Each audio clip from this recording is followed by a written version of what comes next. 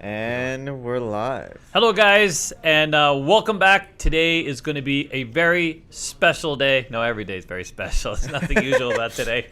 It's going to be me and Dennis, and we are going to have a conversation about the best and worst bets in Vegas in anticipation of Dennis's upcoming coming out. I mean, his birthday party. Oh my god! That's gonna be. Joke's getting old. Is it getting old? I'm not feeling that. I'm thinking that we can go on with that forever, dude. People want to know. Anyways, are we planning Dennis's quinceañera? Anyways, yeah. So here we are, and we are ready to go. Hopefully, there are people joining in and saying hello. And what do you think? We got anybody? Well, we gotta wait a second before the comments because of the delay.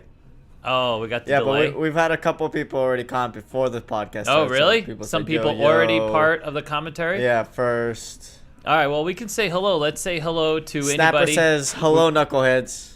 Snapper? Yeah, Snapper. Oh, wait a minute. I got something for Snapper. By the way, Snapper sent us this. Can everybody see this? This is from 1999. It is a guide to Las Vegas casinos, and it is, as you can well imagine, quite out of date. No, they can see it. I can see it. I mean, unless my glasses are like literally fogged up or something. But yeah, so it's interesting because in the very first pages, so it details, like if you wanted to come to Vegas, there's a few things that are quite interesting. So number one is the Stratosphere Tower, which is no longer, it's now the Strat. And the tower, of course, is still there, thankfully. And then there's the Holy Cow, which is no longer there. It's actually Up Rancho, which we've been up there. They have fantastic food, by the way.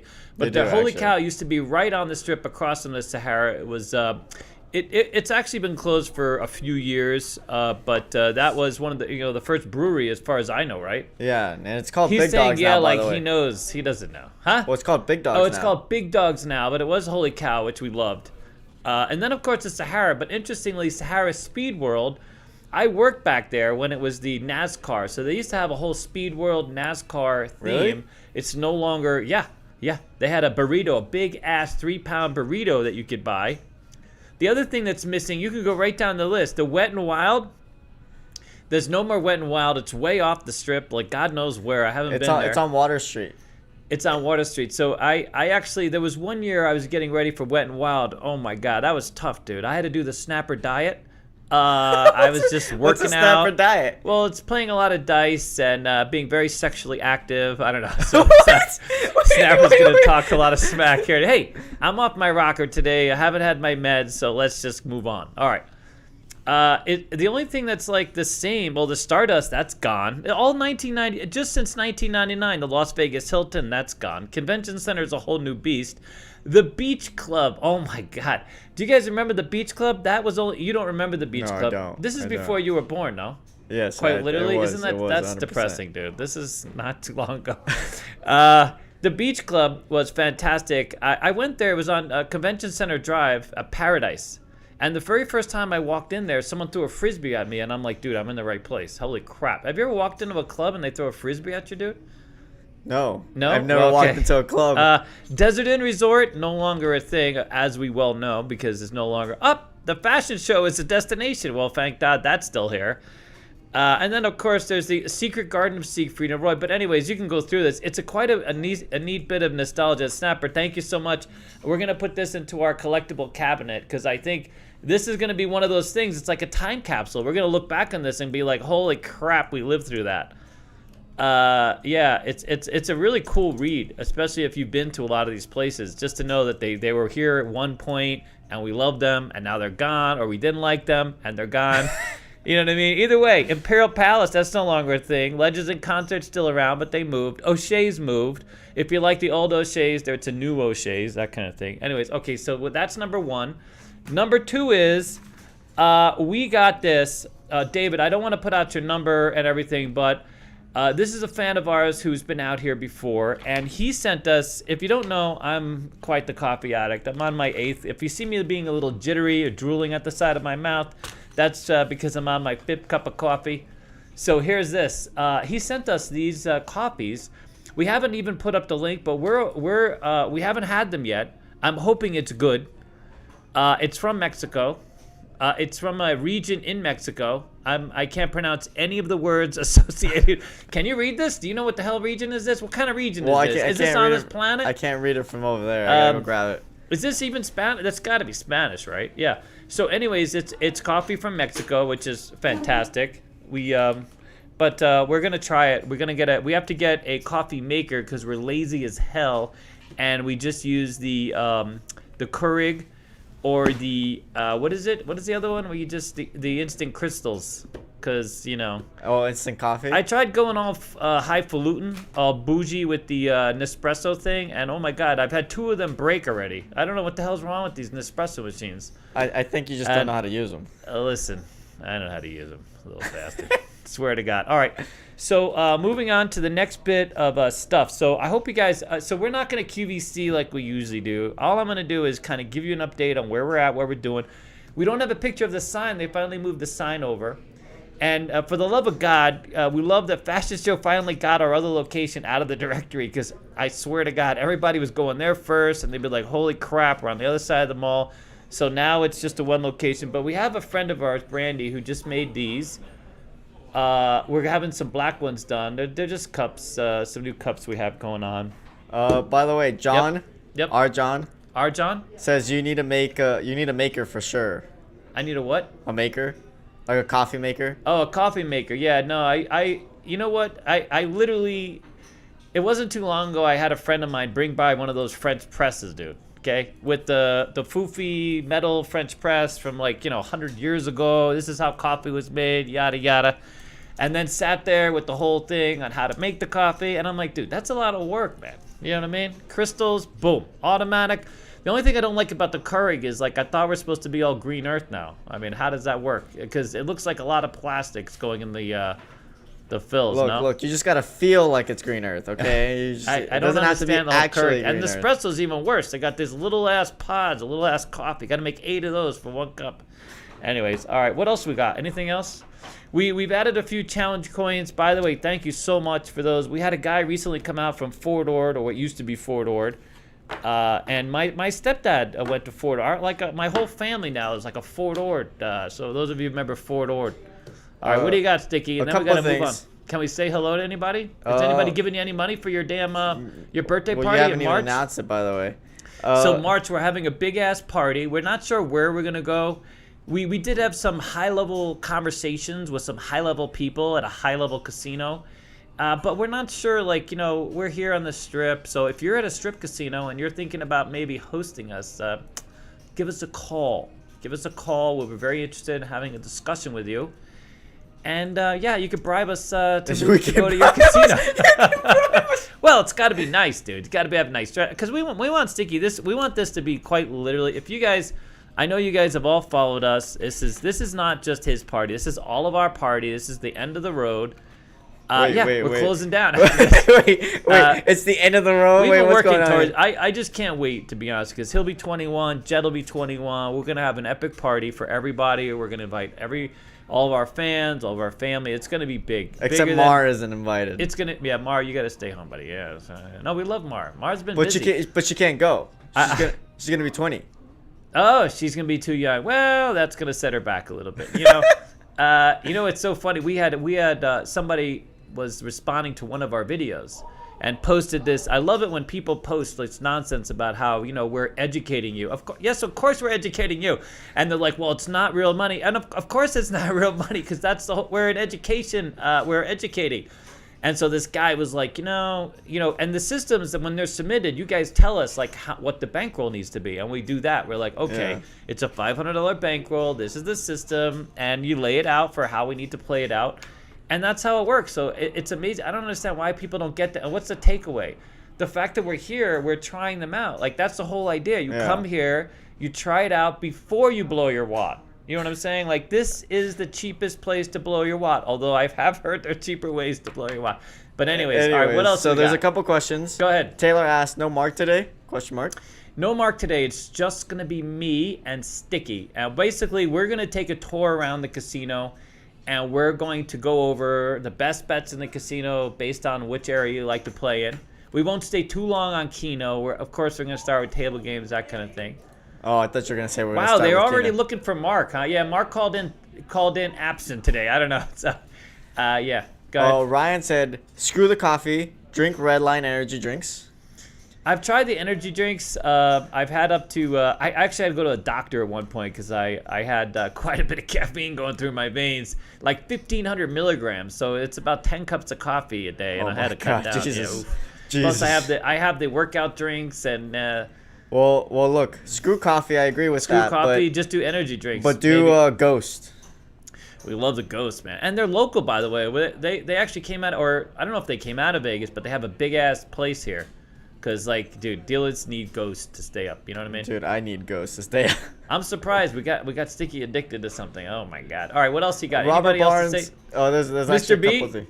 Actually, before this, Uh-oh. we have a $1.99 super chat from Max Ooh. G. He forgot his message, but he said it right underneath. He said, "But hoping for more Keno." Oh, we got Keno coming. We got a Keno education seminar.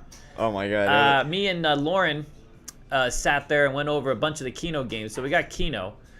And by the way, we are going to start playing at a brand new casino in probably next week. Actually, next week. That has quite literally my favorite Keno machines. And we're going to have a lot of fun there. Dude, it's fantastic. Robert Barnes asked, "Has there been any dates finalized?" For Sticky's party? Yeah, he's asking. So we've been waiting for the sponsor kind of thing. So we have a casino in the mix that's talking about it, but we need to sort of lock down, because what we'd really love to do is, if you're a Patreon at X level, we want to give you a free room. So if you're coming out to be part of his party, we want you to have that new free room benefit. And we do have a hotel in the mix now for the free room. We're having 2 meetings next week. So prepare for that one. Stay tuned. We're going to be rewriting a few of those opportunities. But yeah, we want you guys to free. We want it to be epic. I mean, those of you who have been with us for a long time, if you can come out. But it's going to be the end of March. When is Jets? Well, Jet's before me. He's the 16th. Oh, I'm he's the 30th. before you. You're younger. You're the youngest By and 2 the weeks. lightest. Oh my God. You're light. Another what do you super else you got? chat. By Another the way, super chat from the Fantastic. Thank Sightseeing you. South.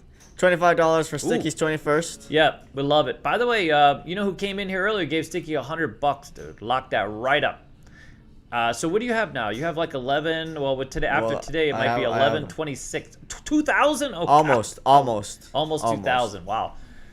I love how it says virgin gambling meeting, because he's not actually betting on his virginity. You know. Oh my God, we're losing people. All right, we gotta reel this back in. All right.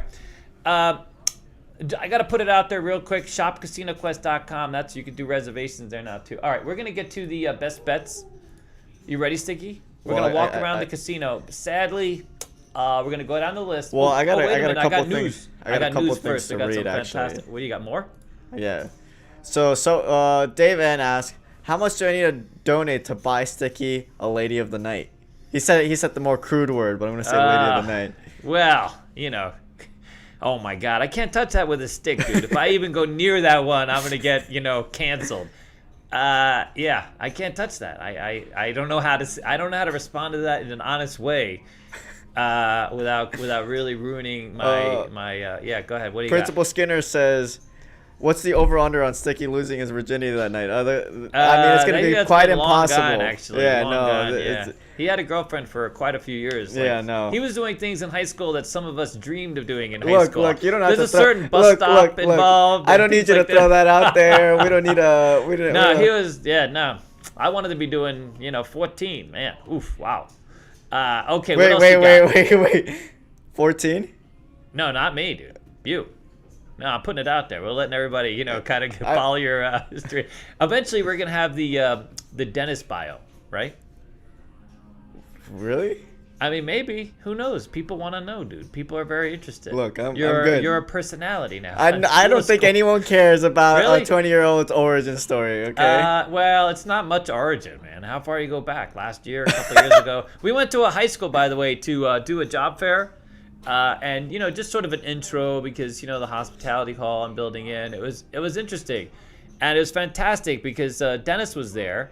And everybody's like, well, when did you graduate? And he's like, yeah, last year. You know what I mean? Okay, that's Here I am. Here I am. that's not at all what happened. We had him, Jet, and Mar. And Mar actually probably did graduate last year, right? They were only like, it's like I mean, a few people thought Dennis was actually still in school. Okay, now you're just making stuff up now. But we had a great time, by the way. That was actually pretty cool. We had a lot of fun doing that. That was interesting. And we stayed busy. Dennis was there doing the presentations. The kids obviously like to learn, this math. Yeah, you'll see it in the next vlog. Yeah, that's in the next vlog. All right, what else we got? Anything else? Should we say hello to anybody? Can we ignore Derek? Is Derek out there? Can we ignore him? Is Derek out there? Derek, are you out there? Is Alan Toy out there? No, they probably skipped these by now. They're out. They're out. Eric Skinner says, now imagine ghost-flavored coffee. Oof. Nah, I'm out. I wouldn't mind. To be honest, the only reason why we even tried Ghost is he is a big Sweet Tarts fan, and so we just happened. I went to the gym and I have to do I'm too old now. I got to have something to juice me up. You know what I mean? And I can't take crack cocaine legally, so it's onto the Ghost. Holy smokes! I got to turn off my phone. Off the rails right from This is off the rails. So we ended up at this the Vegas discount nutrition store, which is literally I think it's the only discount nutrition store left in town. There might be one GNC somewhere. I'm not really sure, but anyways.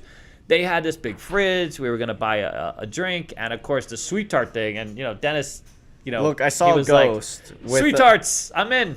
I saw Ghost with the Sour Patch. Oh, you saw the Ghost first? That's what drew you to it? No, I saw the Sour Patch Ghost. The Sour Patch, yeah. So we were all, and it's really delicious. It's actually really tasty. It somehow has zero sugar, and it which doesn't makes make no you sense. jittery. It doesn't. It's like a nice little. You know what I mean? Some of them are a little jittery, right?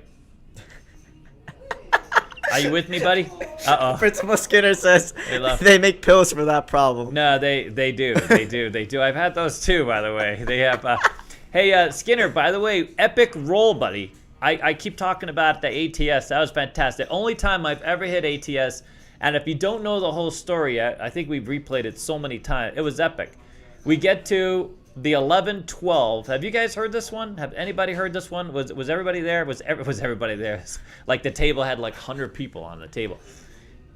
We are gonna have Crapsy, by the way. Hello is coming out in a couple weeks. We're finishing it up. Well, Chuck is finishing it up, but stay tuned, because he swears by all that is holy. November 1st, we'll have a kind of beta mix. We'll introduce it. I think maybe even the next podcast, we're gonna roll it out, play it. We're gonna. Maybe not the next podcast. We're still working on that, but you guys are going to be able to play craps from the comfort of your home in your underwear. So it's fantastic. So we'll have that. But anyway, so Principal Skinner, he got down to the last roll, and he's in this ATS. I mean, dude, shooter, a glory. What's going on? Was everybody there? Everybody's commenting? Yeah, everyone's firing there. away? So he needs the 11-12, okay? Just the 11-12 to finish the ATS. And, of course, people start jumping on the horn bet, because if you only need the 11-12, the horn bet's the place to be. You follow?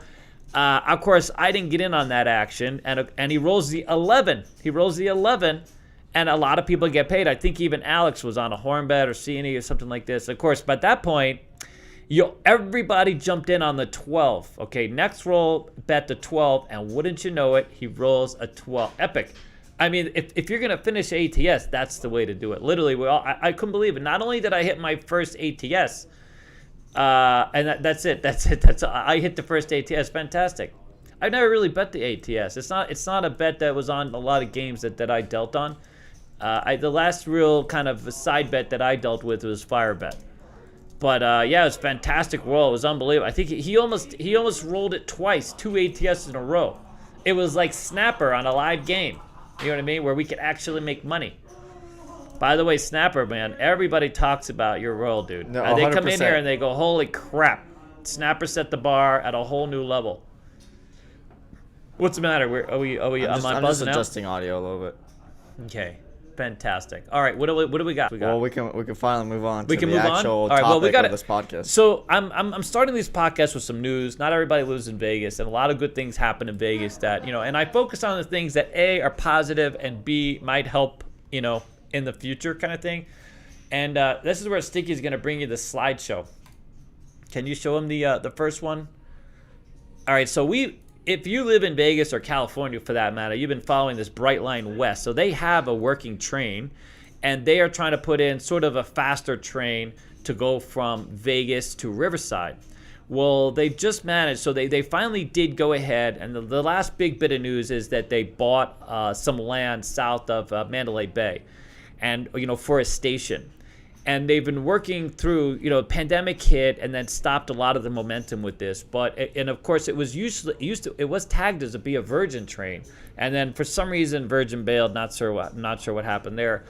But they've recently connected Riverside with an area deeper into LA. So there's a good chance that this train could get, because if you only go as far as Riverside, you got to drive to Riverside. You got to find a way to Riverside, and there is some public transportation into Riverside from LA. But this train is hoping to connect directly. I think it's La Cucamonga, for those of you familiar with that area. It's Cucamonga, dude. They got a lot of. It's I think it's La Cucamonga, but Rancho Cucamonga, between Victorville and Rancho Cucamonga, which is fantastic because you'd be able to get out of LA County. Get on this train. It's a much closer, and then 2.5, 3 hours later you're in Vegas. Because the biggest hurdle really is this California. I don't understand. As long as I've been out here, 30 years, people have been out here longer. The fact that they can only have two lanes, and in that one area, and they haven't expanded that, it just seems silly. I mean, even with regards to supply of goods, I just don't understand why this hasn't been handled till now. So. The epic traffic jams, coming and going, it's just ridiculous. Half of all the people coming to Vegas come up that I-15 corridor, and for us not to have addressed it. So anyways, it's good on Bright Line. Pardon? It's a cluster to get through that. No, it's an absolute cluster, dude. I mean, there are 6-8 hour traffic jams. You just sit there and go. There's been all sorts of, everybody, if you're from California, and if you left on the Sunday, for example, you have your story. You know what I mean? How everything went bad, and the kid had diarrhea, and you know what I'm saying? What type of stories you got there? Well, because that's awkward if you're on the 15 and, Anyways, what do you got? Well, we have a $19.99 99 cent super chat from Ryan. Brian, thank you, Brian. First round of AMFS on me. Happy 21st. Oh, fantastic. Thank you so much. Thank you guys very much. We love that. We had a lot of fans come by this week, take a lot of pictures. It was awesome, dude. All right. It's been a tough week, let me tell you. It has been a tough week. We got the whole jazz hand scenario going on, too, so that doesn't help things. All right, ready? Next up. You ready? You got the next slide? I got the next slide. There you go. Here is the Vegas, the Tesla Loop just got approved to go under a lot of the properties. So that's a done deal. For the most part, the county's approved it. My feeling, the only thing that's left, I think, is the casinos themselves or some of the properties themselves, because, the car's got to come up somewhere, right? But they have worked this up. You can look this up yourself, but it's really interesting, the number of cars and Tesla operators that they'll have. So you won't have to wait for one Tesla to go down. They'll be able to operate quite a few of these, and they'll be owner operated. You'll be able to run your own Tesla down there. I guess I'm not sure 100% how it's gonna work. Go ahead. So what if you don't have a Tesla? Do you just jump in some random Tesla? Dude, you're screwed. You don't have a Tesla, you're out. You gotta have a Tesla. No, I'm just kidding. No, you just walk into it's like a train station but with Teslas. Then why not make a train? Okay, now we're on to quantum physics over here. What's going on? I'm just curious. We had a proposal for a light train, and they went with more buses. Strangely enough, because that's a cheaper way forward. All right, you ready? All right, so that's Tesla. So that's moving forward. That's pretty fantastic, by the way. I think that's really the biggest solve. You're going to build a big tunnel underneath. People will love getting on Teslas. It'll move a lot of people. Maybe take a lot of this pedestrian traffic off this strip, which is turning into a big parking lot on the weekends anyways. It'll connect the convention center. The sad thing is that rail that they built to connect the back of the resort corridor with the convention monorail center. For context. I mean, you see that going. It's like the loneliest I don't even think they have a driver on there. I think it's automated, dude. It's pretty sad. I very rarely see anybody on it. It just goes back and forth now. It's like part of the really the atmosphere. I mean, maybe I don't know, man. I mean, maybe everybody's sitting down. You just can't see them because they're not standing up. Maybe it's not a small people. You sure they would? I feel like they wouldn't have just moved it around without people in there, right? No. I mean, they gotta look busy, dude. They gotta look like it's still a thing. You know what I mean? Fake it till you make it type of thing. I mean, they made the mistake with setting it back too far from most. The only property you can get close to is Sahara. If you're on the way from Convention Center to the Sahara, it's not the worst thing because it's still a little bit far. That train station, you got to walk the hell across the street. If you pull up, and this is where a lot of people, fell in. There were a lot of people that came to convention center. They took that rail to like the MGM. Yeah. And if you walk from the rail to the MGM, dude, it's a long ass walk. If you got to pee at any point, dude, you're out. You know what I'm saying? Like quite literally, it's too long a walk. But I thought it was like right next to the Westgate. Like, especially if like, God right forbid there. you have like luggage and Westgate. That's probably the closest one. You get right off on the Westgate and right in. But some of the property is just not that accessible. It's too far back, dude. And they should have gone to the airport. That was the dream of the rails, to get to the airport, But at the time, all those, cars and all the taxis, they were like, no, over our dead body. And then eventually Lyft, Lyft came. and Uber, yeah. Lyft and Uber came and said, screw your dead body. We're going to be running this thing out here. You know what I mean? All right. By the way, that's a sore spot for me. One of these days, the taxi cabs got with what they had coming. They fought that the evolution of that space, and then eventually Uber just rolled them over, dude. Literally rolled them over. Came out with a ton of lawyers and just rolled them over. It used to be illegal. It was against like the state constitution to have any kind of service competing with these taxi cabs out here. They had it all locked up. Wait, it was in our state constitution? Yeah, really? it was a monopoly. They had a monopoly on it. You had to come with so many cars and so much service, and they sucked. They didn't provide any service to the local community, and people complained about it forever. If you lived out here back in the day, right, and you wanted to get a cab to the grocery store, you were screwed, dude. You had to pay a premium or slip the guy some extra money. I mean, it just wasn't a thing that you can do. You follow? So it was a bad play. Oh my God, is that side bet sound? I didn't even recognize you did with your mask. Come have a seat on the purple couch. We'll refer to you. We have Side Bet Sam here. No one can hear you, but no one can hear you. But Side Bet Sam goes back to our coming out party. I swear to God, quite literally. Like we Side Bet got us to. Do you know when? Can I just add this in here? This is going to be a little tangent. You on a tangent? Me on a tangent. I know. yeah, That's odd. no way. That's rare. Really? So there was a time when we opened Casino Quest in the very beginning. It was probably about 2 weeks into, I would say, month 2 that we opened the first location. And Cybek came in, and he bought literally like a whole week of reservations for himself. Literally prepaid, bought merch, the whole thing. It was the only customer we had. You know what I mean? Absolutely. Seriously. Yeah, I remember. And so it's unbelievable. It was shortly after that we started to really ramp up, right before pandemic. So after Cybek came in, and then like 2 weeks later, we started to get all these regular customers, people that were locals, and that we needed that. We were getting busier on Mondays and Wednesdays. Those were like our best days. And then of course, the channel went through this period where we had a period of growth, and we got started getting. But it was fantastic, dude. Sam's back. We've been waiting for you, buddy. Yeah, I love to be back. Like it sucks. They can't hear you. Can they hear me? I'm just No. talking to you. Man. No. It sucks to the mask stuff, but Yeah. I love to just hang out with y'all. Yeah, no, that's fantastic. Can we put them on the mic maybe? Because we'll use them as some I commentary. gotta add a mic and a whole You got it. camera. All right, never mind. All right, Yeah. screw it. Basically, he just said, thanks. I'll give you your money later. Okay. All right, good. So here we go. Let's go to the next slide because this is important. We promote Ellis a lot. They pay us nothing, by the way. We just love the place. We don't love everybody there, by the way. We just love what they have to offer. Years and years ago, it was a really favorite local place for dealers. Dealers would go there. That cafe they had in there had this barbecue chicken, and everybody loved it. It was fantastic. You would wait in line. I think on Wednesdays was industry night, and you would just go there. You knew you had to wait in line for a couple hours. You would pay off your box man at the bar because, he was helping you, get your tokes. Like, it was one of those, dude. But it was always like a lowered limit. I mean, even now through the pandemic with everybody at $25 tables, you can still go to Ellis and get a $5 game. What? Last night. You were just there? Yeah. Yeah. Or low limit. It was awesome. And they just like, screw it. We're just going to stay like that. You know what I mean? I mean, maybe they've heard it from it, but we refer everybody. The Yard House they have, or the Yard, I think it's called. That's where we ate. Fantastic food. They have these food platters, and is Metro Pizza still there? I think Metro, the pizza yeah, place, in the maybe. corner. And the corner, they have brewery there. Well, they just added a new place that eventually Dennis will get up there on the damn slide. What do you think, buddy? I'm replying to a comment. I see you. You're firing away. Is it someone we like?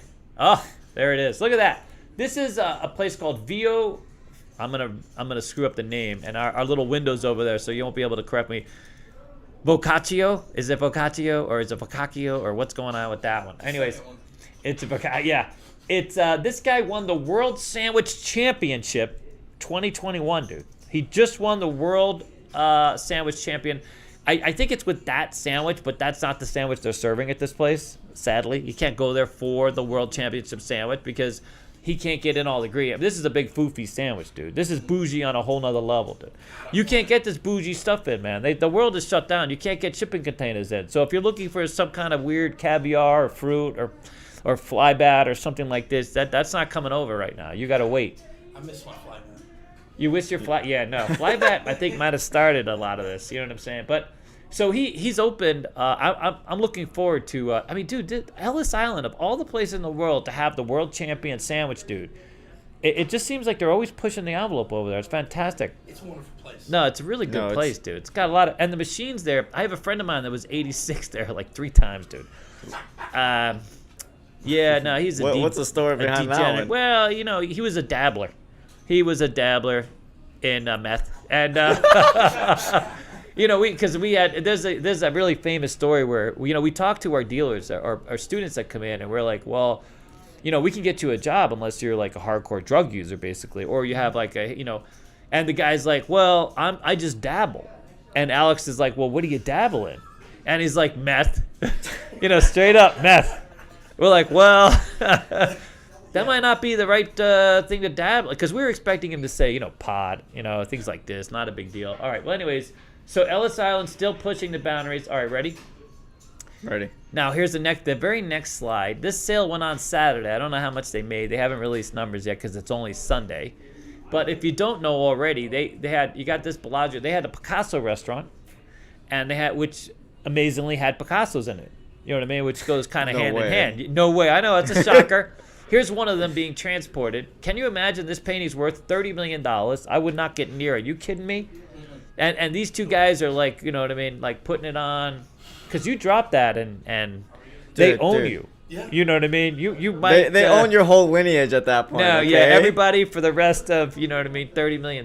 You don't want to drop that bad boy. Anyway, so I'm just so impressed that Vegas has $100 million in Picassos right here in Vegas, dude. Because that was, we've come up in the world, dude. Vegas has come up, but we got nice shit here. It used to be kind of a seedy place. It used to be a seed. Now we've got like Bentleys in the lobbies, and Rolls Royce. You go to Resorts World, they have a whole collection of Rolls Royces, dude. They have a whole. Yeah, they're just sitting there like $1 million Rolls Royces. Yeah. No, this is you. This could be you if you own the casino kind of thing. You know what I mean? They just rub it right in your face, dude. Yeah. Thanks for stopping by. Get yourself some cash, okay? Don't touch my car. Wow. What else you got? $109 million for 11 paintings. Yeah, a lot of money. Holy smokes! No, Picassos are big, dude. Are you kidding me? Yeah, if you know how to put, you gotta you remember that guy? Does anybody remember the potato dude? The guy that just went out, he wanted to prove that he could sell. He went out, took a picture of a potato he pulled from his backyard. That guy, yeah, sold I know it for you're $1 million, exactly dude. Meanwhile, the rest of us are like, I got a potato. Yeah. I got a camera. Why can't I get $1 million? You know what I mean? Anyways, you gotta hunt down that guy and his camera. All right, here's another thing that I love. I love this. And ever since this casino has come to town, I hope that MGM now is going to manage the Cosmo, and there are some Cosmo employees that are a little sensitive about it. They're not sure how it's going to work out, because they've really sort of moved the envelope. Can you show them the slide with the rink? Oh, fantastic! I was waiting for you to mention on the very ring. top of the damn Cosmo. They got an ice rink, dude. That's where my wife is staying. That's beautiful. And they play movies there. You can ice skate and play, although that might not be the best combination. You don't want people on skates being too distracted. A lot of people not the best skaters kind of thing. No, and now they're watching a movie while they're skating. My God. So this is the top of the Cosmo? This is the very top of the Cosmo, dude. Look. I don't know. Right David over. likes to skate, but Yeah. I think you would be terrified because if you get to because the edge. it's high, but you can't go over because they got nice fencing up there. Yeah, I'm a little nervous at heights, dude. That's a bit high for me. But Cosmo is just like, I don't like to go in there because everybody seems to be falling down drunk in the Cosmo. There's a lot of young people, very highly intoxicated, a lot of party stuff. That chandelier bar, dude, it's amazing. There's a little dabbling going on over there, okay? Just saying. It's young people with tons of money and lots of extra time, lots of free time. Paulie D has a club over there. Paulie D? Oh, yeah, from Jersey Shores thing. Yeah, Jersey Shores thing. All right. Well, anyways, so so before we get to the best and worst bets, because we're just gonna walk around the casino essentially. We're gonna have like a probative conversation with Dennis. Dennis knows he's learned a lot about the casino environment, Especially craps. and especially dice. He's already worked through a friend of ours, Jordan. By the way, Jordan wanted us to talk about the best bet, because we're going to talk about like the best games and the odds, things like that. We're not going to get into like every bet. And he's like, "Don't you dare talk about the 5 and 9." He hates the 5 and 9, dude. He's got some animus towards the 5 and 9, dude. He's like, "Listen, if you're going to talk about the best bets," because he knows the math.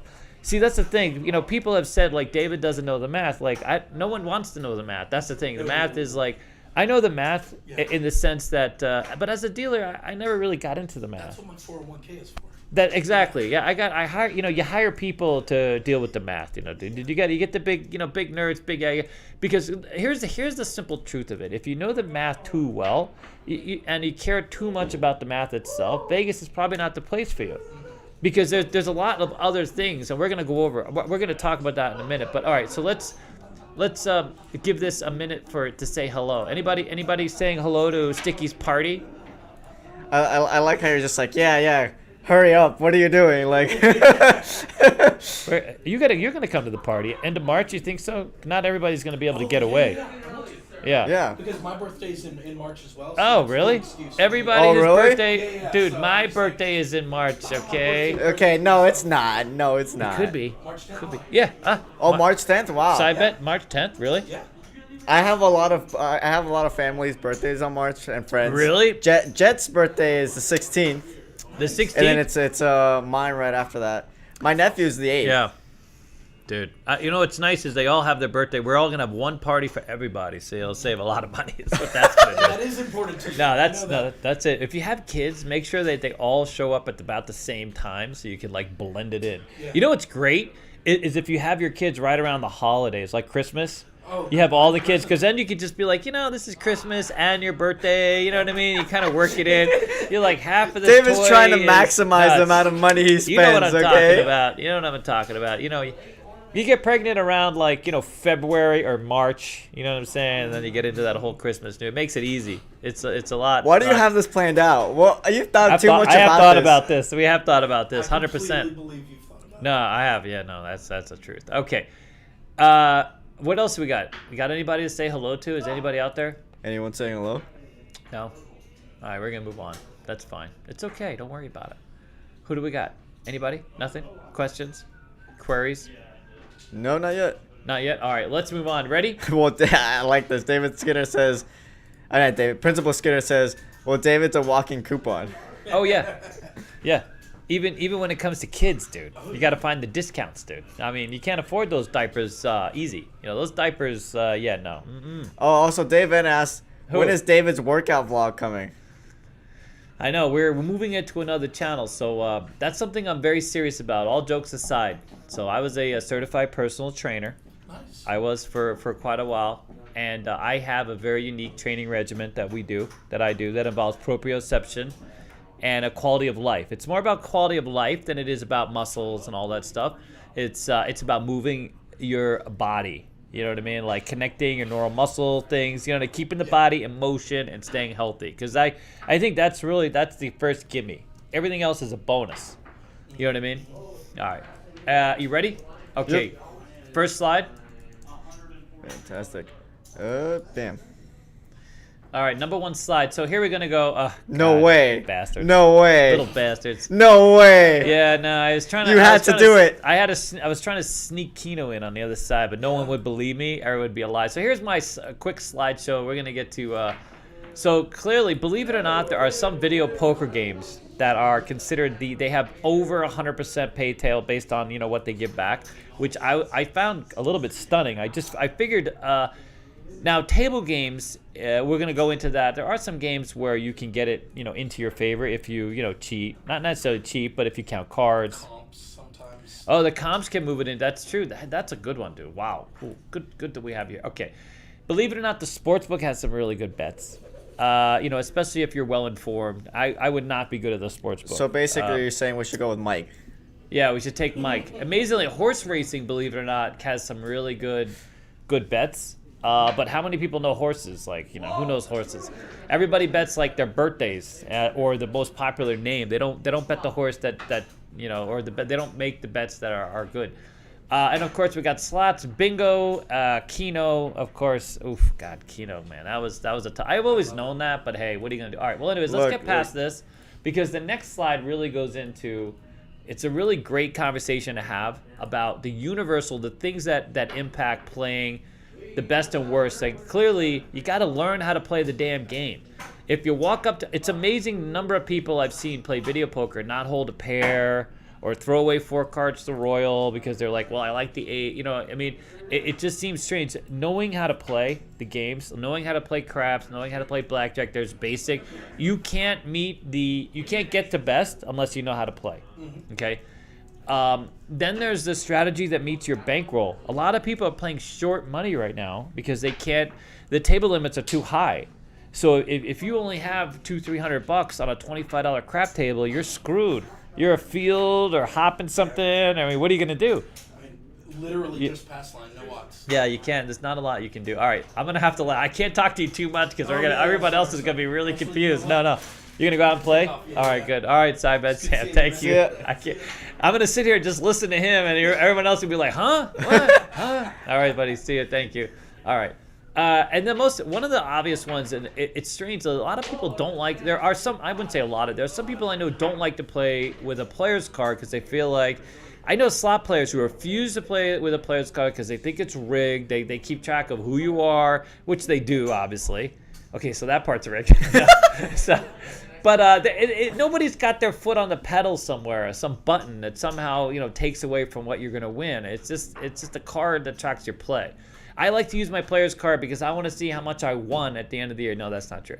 I want to see how much I can write off on my taxes at the end of the year because I'll win a few jackpots. And by having the player's card all the time, they send me my win-loss. You follow? Yeah. Which is I need that. Wait, all right. Do they just send it to you, or do you have to request it? You got to request it. Yeah, you got to request it. Most casinos now have it automatically. If you play with a card, you can pull it up and get it. And having that, if you play enough, I play quite a bit, and so if you hit a few jackpots, which 2 months ago, holy crap, did I hit a lot of jackpots. So next year, that's gonna be big. I might owe some money on those. All right. Oof, what do you got? The next one is leave the bank at home, and by that I mean, listen, if you have no discipline, you gotta leave the cards at home. I mean, for me, my best practice is to have a budget and go with go with the cash. Well, what scares the crap out of me, quite literally, is the casinos now going to all digital. Going to, you just plug in your phone, you have your QR code. Seems a little weird, it's cashless. No? Well, it's, they directly connected to your bank, dude. I know, but or your Visa card. I mean, it's weird. I think it's weird. I feel like I'd rather have the visceral feeling of cash going out of my hand. Well, it's not just weird. It's also you're going to go bankrupt quick, dude. I mean, can you imagine if you're Martingale, if you're a degen, if you're, you donk it like, I mean, you can hurt yourself. Even people with quite a bit of cash can hurt themselves. I mean, without even thinking about it. God forbid you get. All right, come with a plan, stay disciplined. That's what I tell everybody. Got to have a plan. So, if you want the best thing, figure it out. Like, even if I'm going to play slots, I come with a budget for slots. So that way I can walk away, go to another game, that kind of thing.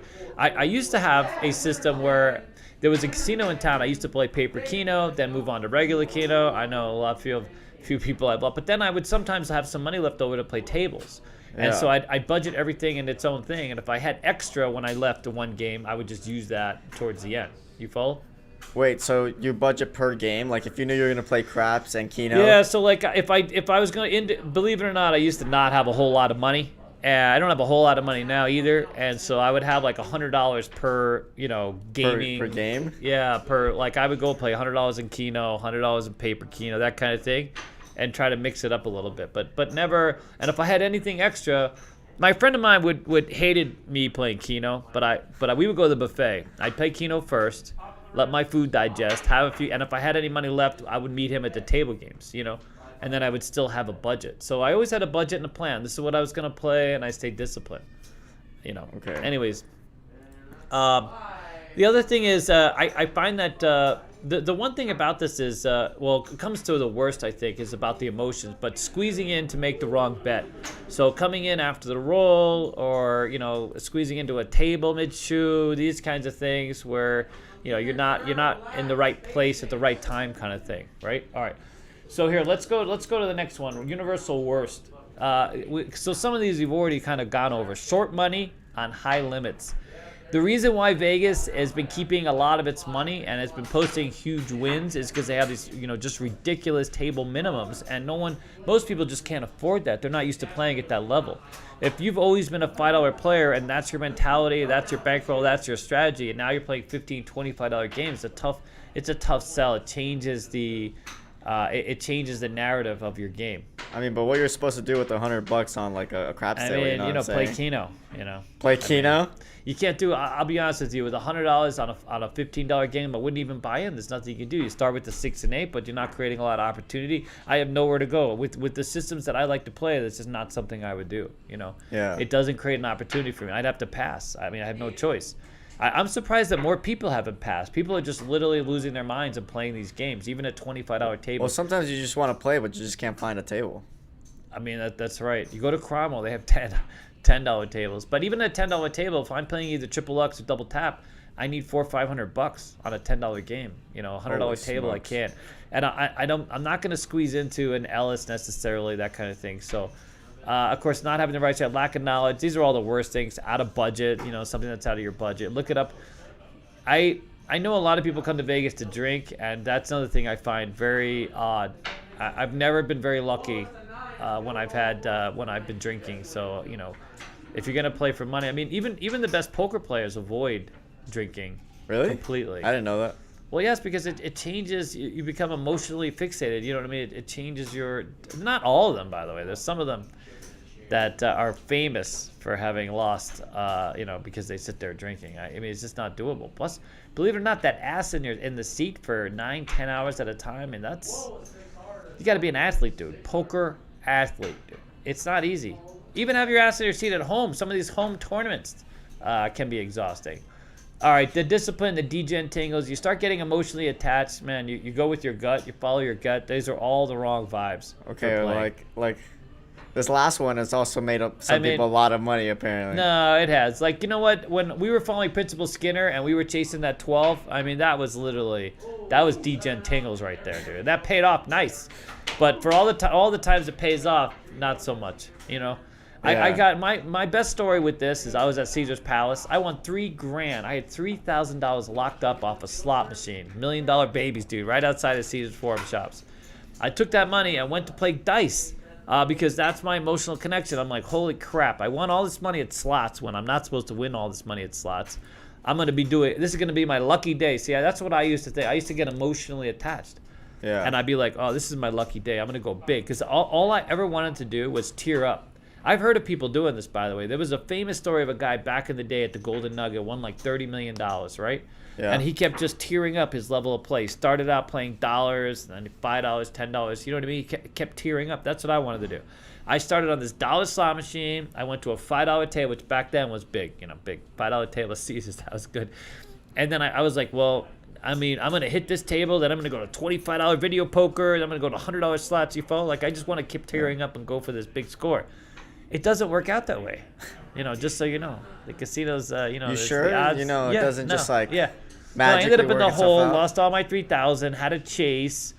Luckily, I did get out that day, but damn, I'm a very competitive gambler when it comes to table games, especially blackjack, dude. I want to beat that dealer. I could care less about the shoe or the cards or the game itself. If that dealer took my flipping money, I want that dealer to give it back to me now. And so that's my biggest problem. And I'll chase that dealer down. That dealer will get tapped out, move to another table. I'm moving to the next table. Even if the shoe is paying me, I'm like, that's the dealer that took my money. I've actually asked the dealer, like, if when they come back on break, what pit they go into, because that's the pit really? Oh yeah. You'll go that far? Yeah. Yeah, you're going on break? Okay. Look, I'll wait for you. Yeah, no, I'll go on break too. I'll come back and see you later. Why not just walk away at that point? Why not leave? Dude, I was at the Fremont one time. I followed this guy for literally like, 6 hours, dude. Break after 6 break. hours? Well, luckily I didn't win. I mean, I didn't lose like my ass. I was like kind of winning, losing, but I wanted to take his ass down, dude. He was talking some shit. Is what he was That's some doing. Can I say degenerate that? shit right there. No, he was okay? he was egging me on, dude. He would be like sarcastic. He was a lot like Timmy, actually. As a matter of fact, he might have been Timmy. Son of a, it could have been Timmy in a previous life. Holy crap. Yeah, he was egging me on constantly and just raising the bar. I was like, I got you, buddy. All right, anyways, what do we got? Next. We have a couple questions before Holy we crap, move on. go ahead. So, Rat Cheeks says, Wow. Is David training any craps dealers for Arizona? No. Quick answer. Unless they go to Arizona. I don't know I would love to, though. That's one market we would like to get into. But believe it or not, it's a lot cheaper to come up here. I don't know what they have working in Arizona right now. There's one school that I know of I've actually visited, stopped in real quick. Yeah. Didn't have a whole lot going on. And in the past, Arizona has trained locally. So the casinos themselves have done some training. They break them in, and then they move on. So we had some conversations about going down to Arizona. We just don't have any teachers to go down there. Yeah. But I would have loved to do that. There was a plan to open up a school, but it didn't, Yeah, we've not been so enough busy with teachers, everything not else, enough like things, quite literally. Yeah. Stretched too thin. Yeah, we are stretched a little thin. Chocodile says, Dennis, where are we gonna eat for your birthday? I have no idea. I know. Where are you gonna eat, dude? I didn't even think about food. I was just thinking about the gambling. Maybe we'll go to Taco Bell. Please no. Could have been Taco Bell. Please no. No, not Taco Bell. No Taco We Bell. can't go to Taco Bell or Panda. Apparently, that's off limits too because of Jet. For my birthday, we're gonna go to Taco Bell or Panda. No, he might. Wait, I mean, yeah. Where are we gonna eat? Where are we gonna fit everybody to eat there? Like, holy That's a crap, we really might have good to question. cater. We didn't even think about this one. Yeah, no. Chocodiles, thank you for that, because we This we is the literally didn't foodie think about capital of the world now, I think. I mean, I New York has always been the foodie capital, no? Or maybe France or Paris, something like this. But Vegas has so many Michelin-starred places, dude. You can get whatever you want out here, dude. It's unbelievable, the number of food choices. Like, foofy, bougie food choices at a whole nother level, dude. Here they come out here to, like, charge it up. What do you got? I have a couple of things. Someone asked, I kind of lost it, but someone was asking, what do you feel like when they make you can't start in the middle of a shoe? I mean, Let me see if I find the original question. Go ahead and answer the question. Yeah, some casinos don't let you come in mid-shoe. I mean, it is what it is. I just move on. Yeah, Christopher Burtrucking says, David's thoughts on a casino not letting anyone join a blackjack table mid-shoe. Yeah. I mean, some do, some don't. I mean, what do you feel about it? I don't feel either way, to be honest with you. Here's my problem. I can't count cards, dude. You know what I'm saying? I don't have any. My basic strategy is literally the card. I got to bring the card with me to remember because I forget. So, like, all that, it's not in the numbers. It's just, for me, it's about entertainment. There are people that are much, much smarter than me that have these issues. I never have these issues. I mean, you know what I mean? Yeah. But, I suppose if you're sitting back there and you're counting and, you're watching, I mean, it is what it is. I mean, I don't think I feel either way about it. As a dealer, I never cared. I'll be honest with you. Many of the rules they have in place to protect, the casino just aren't things that I focused on too much, as opposed to, game protection, that type of thing, of course. But I know that there's, a lot of players that are, trying to get as much advantage as they possibly can in a casino environment. And I was all about it. I was all for it. Why wouldn't you? It's not my money, so I could care less. As long as you weren't stealing from me, I had no problem. I was one of those dealers, by the way, who if you came up with the most ridiculous system, up, down, all over, left and right, I didn't care. I never had an attitude about it. If you set the dice and you took 10 minutes, I could care less. If you threw them 10 feet in the air, I could care less. The only time I ever cared is when the casino sort of locked it down. Supervisor come up and say something. But me personally, why would I care? It's not my game. It's not my dice. I was happy just to be there playing a game and not be somewhere else, under a bridge or something. You follow? So it was a job. I enjoyed, it was like playing Monopoly and getting paid for it. Oh, interesting. I never thought about it that way. Oh yeah, no, 100%. I found it very difficult to work a regular job. In fact, for a minute there, I was literally building rock walls. Thought that would somehow, lure me in. But ultimately, it, you know what I mean? I don't know. I guess I lack some kind of discipline in that respect. Yeah. I needed to be challenged. I needed to be there diversity. That's why I was so drawn to dice. You know what I mean? That makes sense. Well, man with the plan asked, dude, your hair is prettier than my old lady's. What type of product do you use? I use absolutely nothing except Head and Shoulders. Yeah, Head and Shoulders. That's ridiculous. It's so embarrassing for me. I can't have my head next to. Oh my God, my head's next to yours, son of a bitch. Well, it's because I produce my hair produces a lot of oil. I It's think a that's very why oily hair. Yeah. I understand. When is my I don't have birthday? that When is my problem. B-day? Someone asked. Frank, my birthday is March 30th. March 30th, dude. And we're gonna give Sticky the biggest birthday bash I can muster. By the way, I gotta rate this. I pray we're still around. Christopher Bertrand says, Sticky, don't let him use a coupon. Listen here, buddy. Okay, we're gonna make that money stretch. Can you imagine? Luckily, there's a lot of the places he likes to go to now. They don't offer coupons. Can you imagine getting like a Groupon deal? Can we get a Groupon for 150 and just lock up the same date? Because I used to do that at the restaurants.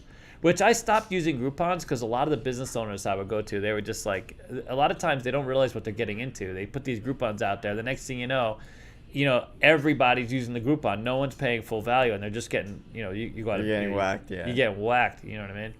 We didn't imagine us. We wouldn't do Groupons because, we pay better that we don't pay minimum wage. You know what I mean? Matthew's asking us to vlog my birthday bash. We We're will. gonna vlog it. We're gonna start vlogging the school and adding the students. All right, can we get back to the damn casino? Last thing, All right, 1D Key says, what's the origin story behind the nickname Sticky? So I have this tendency to add a Y. So anytime I'm trying to do any kind of Mexican word or Spanish word, I add an O, hoping that it works out right, like huevos and ranchero, and you know what I mean, like, because a lot of these words you add an O and it's boom, you got instant Spanish going on. Okay.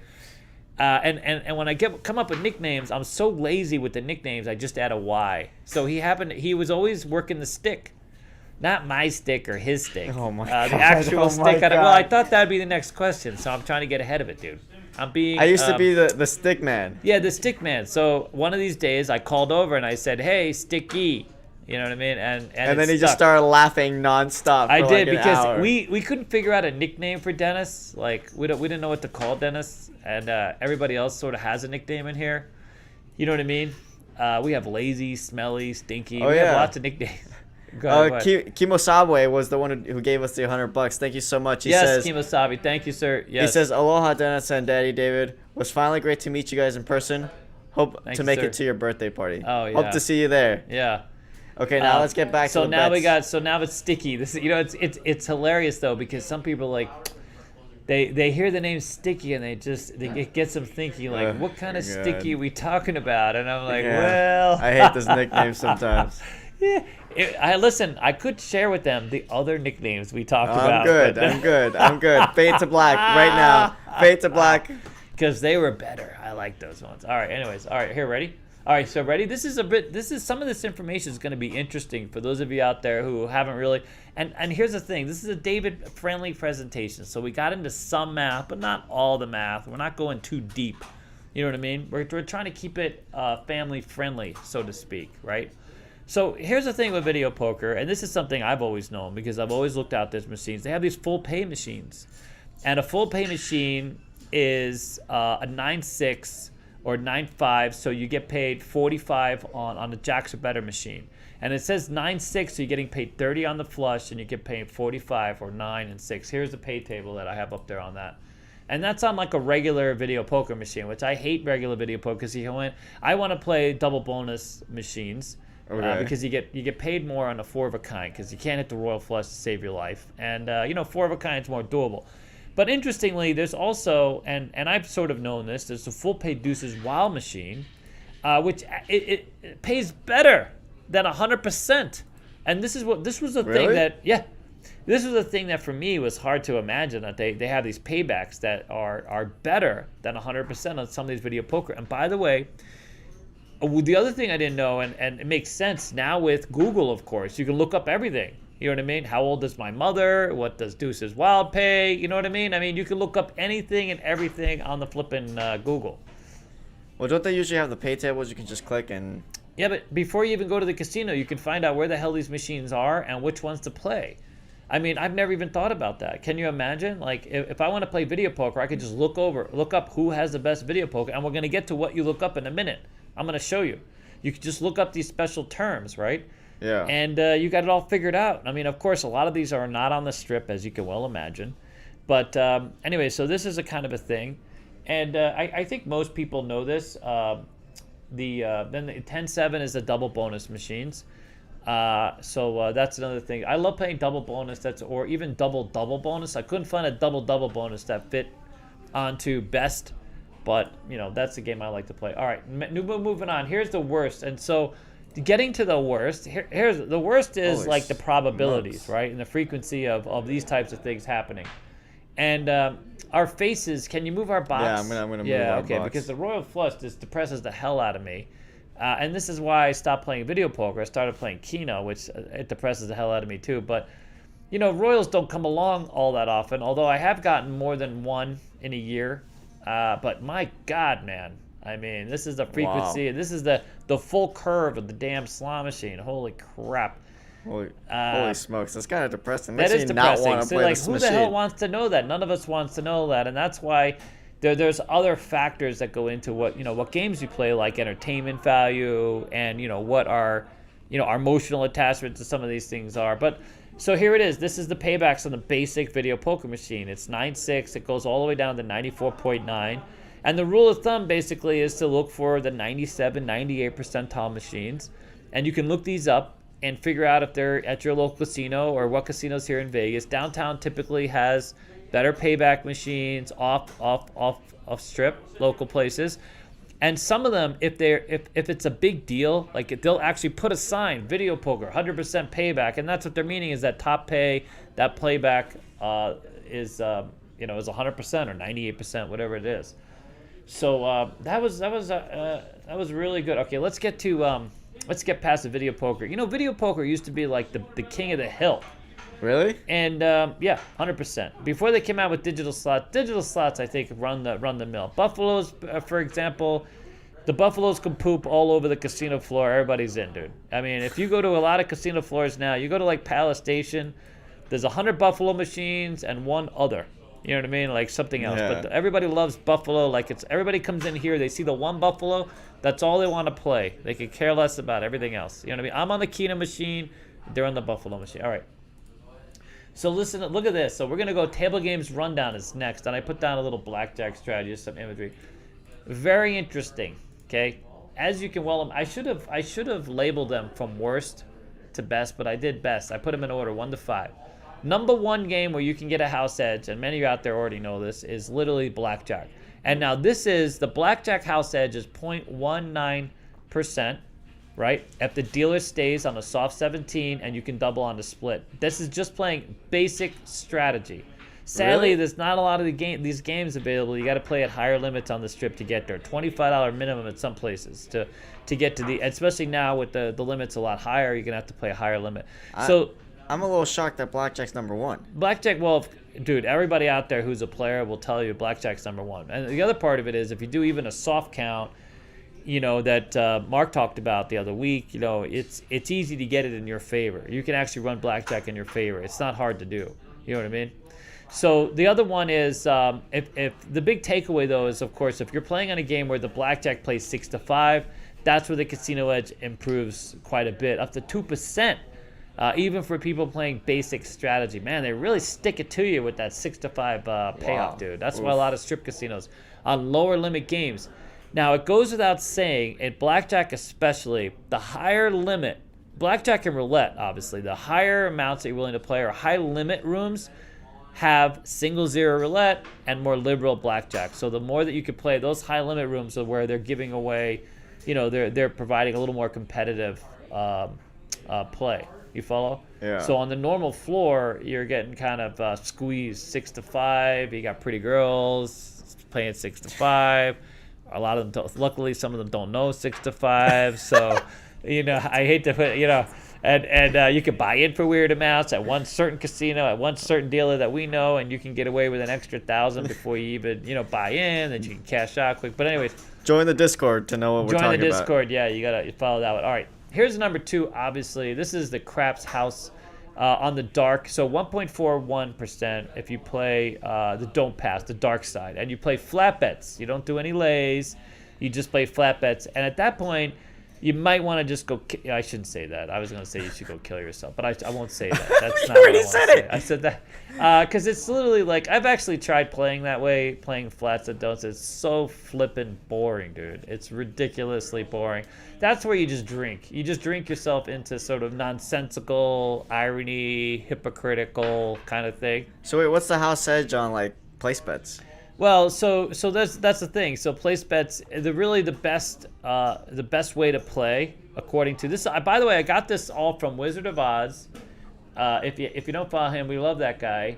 And Las Vegas Advantage is another one that runs down some of the odds. So some of these were from there. But the other way to play is literally the pass line with 2 come bets, which again, ridiculously boring. But neither one of these you can create a lot of opportunity because. Let's be realistic here, okay? For those of you who are part of the craps, culture, craps nation, which by the way, I found, Craps Hawaii, I found I have 2 of your 130 EZ chips. I think I have more than you have now at this point. I found both of them, so thank you very much. We have those in the thing, but you can't create opportunity. You need place bets, dude. Place bets take you there. That's the holy grail of, and it's because the return on your investment is 2x. You're not getting even money on any of those checks. You're getting odds paid on every bet. And if someone rolls a hand, like Principal Skinner did the other day, you can stand to make money. Now, interestingly, with Principal Skinner, he rolled a lot of winners.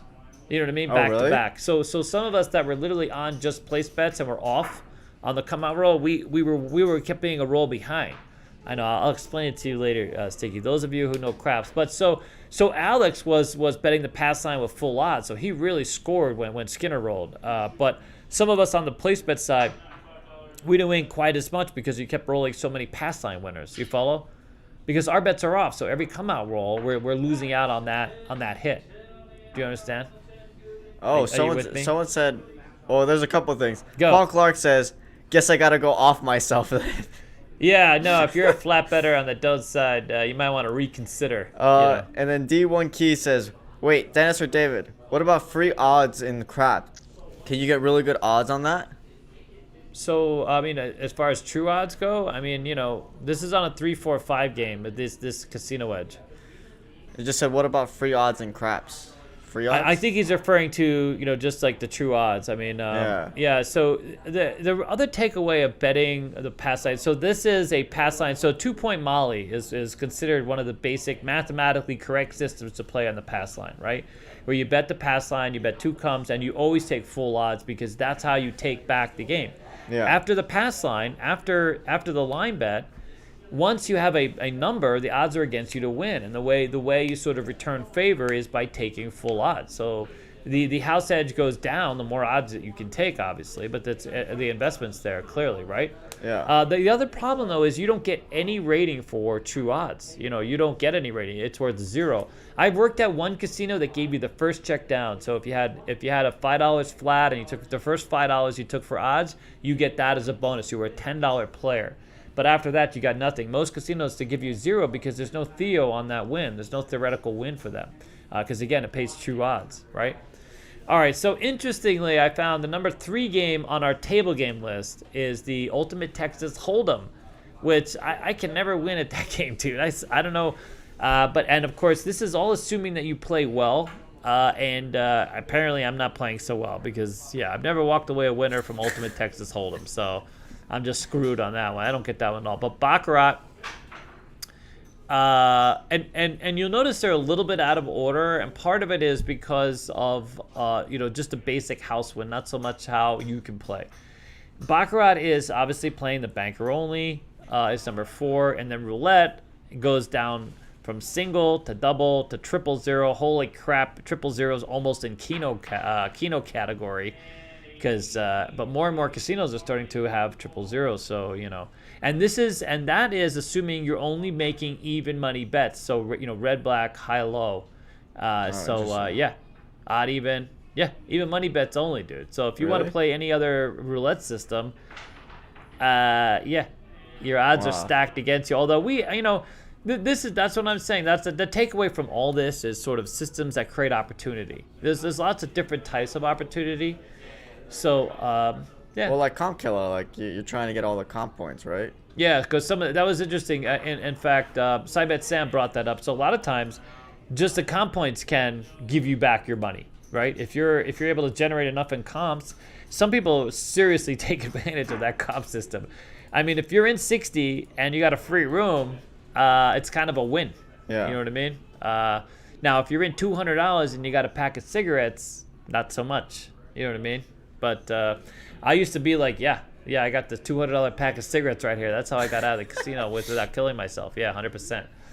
All right, so anyways, here's an interesting thing, and I wish my other friend Mike was here because he would tell me the sports book, but I've gone through this with him a bit, and, we've discussed, sort of the best bets. We're going to move on for table. Is there any table game questions? Someone's asking, why do they charge you a commission on the 4 and 10 unless you buy it? So most places will charge you a commission automatically on the 4 and 10. So there's auto buys now. It makes it a little easier. You don't have to manage it. A lot of times, if you're a dealer and you're working at a casino with no buy buttons, it's an auto buy at $10 or maybe even $20, that kind of thing. Well, so it's a way to take advantage of true odds, and you have to pay a little favor to get there, right? So you get paid true odds, but you got to give a little back. Otherwise, there's no incentive for the casino to let you do it. There are some casinos now that let you auto buy the 5 and 9. So you get paid 3-2 on place bets at a certain point. Really? So it's just kind of cool. Yeah. So for those of you who know Jordan, if Jordan's still out there, if you go to a casino that auto buys and doesn't pre-charge you for the buy on the 5 and 9, that's a win because he hates the 5 and 9, but he would play it if it was an auto buy and they didn't pre-charge you. That's the real giveaway. So that some casinos, used to charge the vig up front. You had to pay the vig in advance on the 4 and 10 before you were able to get that bet moved. And a lot of casinos took advantage of players who didn't know that you could buy the bet. So even like a $20 4, they would just pay you 36 instead of paying you 39. 40 minus the dollar juice. You follow? Yeah. You with me? I'm following. Yeah. So I mean, that was just another way for the casino to be like, that's why I tell everybody, and that's why we're here. Come educated. Come literally knowing how to play. And craps is a big game. There's lots to know. So you could learn enough and be dangerous and create opportunity by learning a system specific to what you want to play. You're not going to learn everything right away. I mean, some of us have been learning this game for decades, and there's still things that I watch, and I talk about Mel a lot on Craps Hawaii, only because he has a very unique way of looking at the game and making bets. And for someone like myself who's been around crap table all my adult life for the most part, it's so cool to evolve my knowledge of the game and look at betting in a different way. Look at creating opportunity, and that's really what his systems are. It's about creating opportunity, because those are the kinds of his systems. My triple lux, double tapping away. Those are the kinds of systems that I've seen play out and really return rewards to players. Yeah. So most of these other systems, blended systems, regressive systems, so these kinds of things, Iron Cross, for example. I mean, they just don't play out over time. I mean, yes, you're going to win, you're going to take away money, you're going to have great memories from those. Those are true.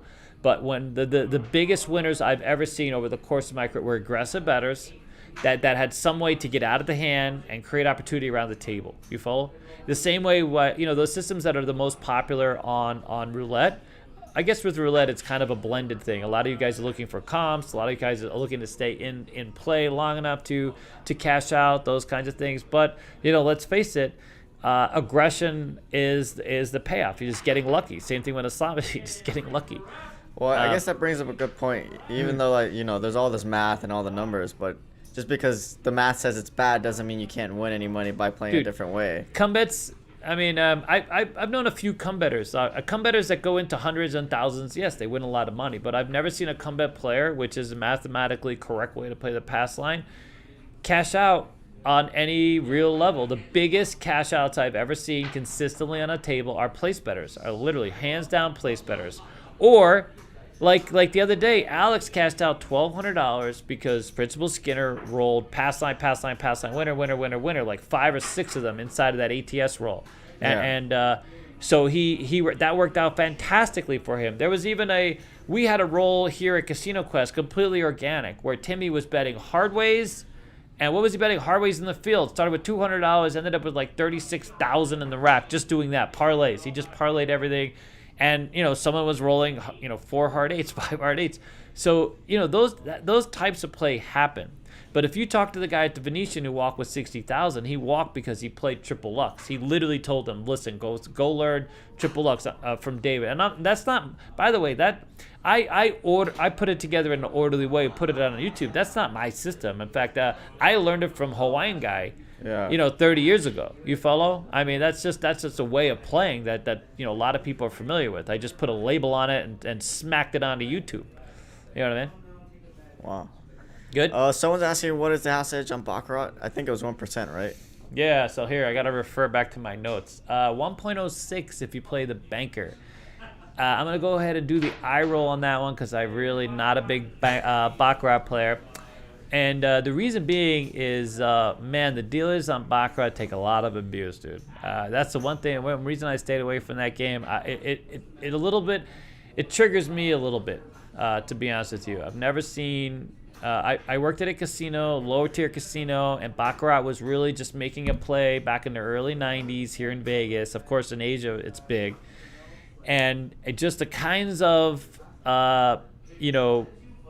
the processes and things that take place and how you confront the players and the cards and the entitlement is just like, wow, holy crap. I actually saw, they took me over. I'm at the Gold Coast. This is David's story time. I'm kind of interjecting the stories, but I'm at the Gold Coast and they're showing me the Baccarat table. I think I was actually with someone else. They're like, yeah, this is the next game. You guys are going to learn this. You're going to come deal over this.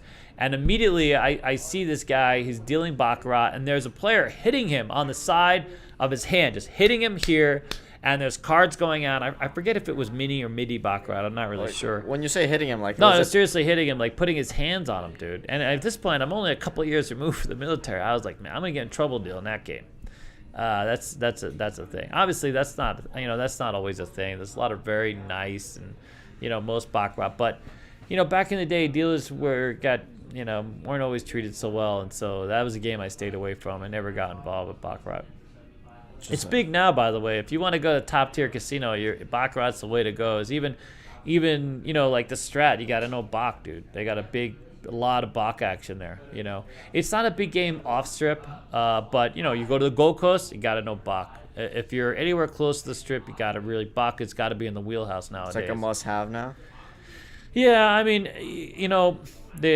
we could go on. We could talk about that. By the way, me and Alex are gonna do like this whole chat about the dealing opportunity this next week that we're gonna put out there for the school on the school site.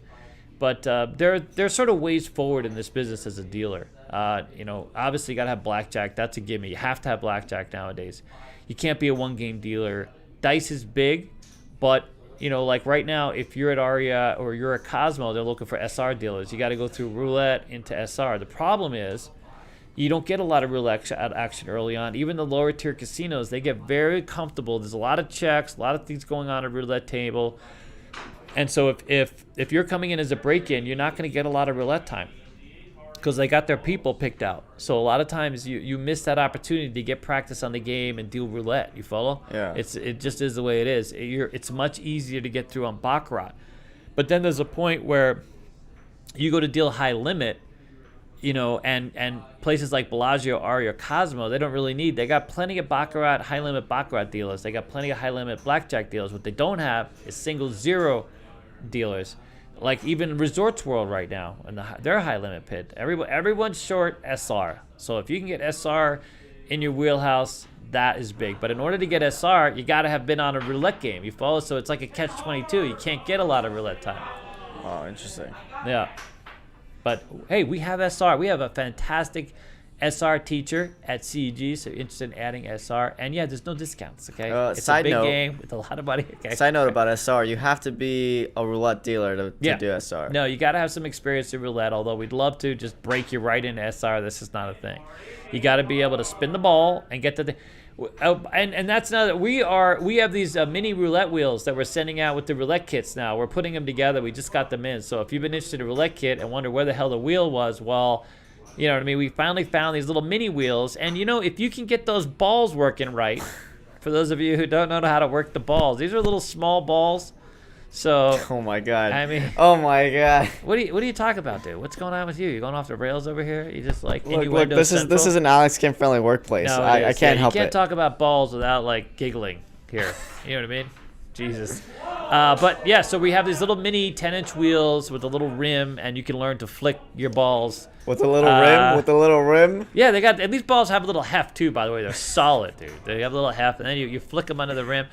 But once you get those balls around a few times, you get a rim too. You get a rim. I understand. Yeah. Oh my God. That's okay. Now, see, you went a little too far, dude. That's ridiculous. Okay, but hey, I'm talking about the roulette rim. No, I understand. But it does help. It translates to the actual wheel, the ball on the rim. Oh my God. Swear to God.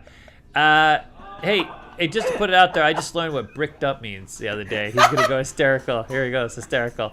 Yeah, I put that out there on the podcast, buddy. I already talked about the bricked up thing, man. Because I'm the bridge for Gen Z, and I'm not even a boomer. That's the thing. I'm a few years younger than the boomer. Although we do have Lauren. Lauren is our boomer. All right, let's move on. All right, here we go. Ready? I should almost not put this out there, and for a minute I hesitated to put this out there because I'm gonna foobar this. Although I do know enough to be dangerous. By the way, I didn't even include poker because poker really is you. You know what I mean? It's all up to you. You got to have the skills and the ability to bluff and the right sunglasses and you know what I mean? Like all that stuff is on you, I suck at poker, dude. Can I tell them my story about poker? I'm so bad Go at ahead. poker. I was literally at the Commerce in Los Angeles and or Studio City, wherever the hell that is. And I was there with a friend of mine. I was there to play Pai Gow, which I'm not bad at Pai Gow. I'm a very aggressive Pai Gow player.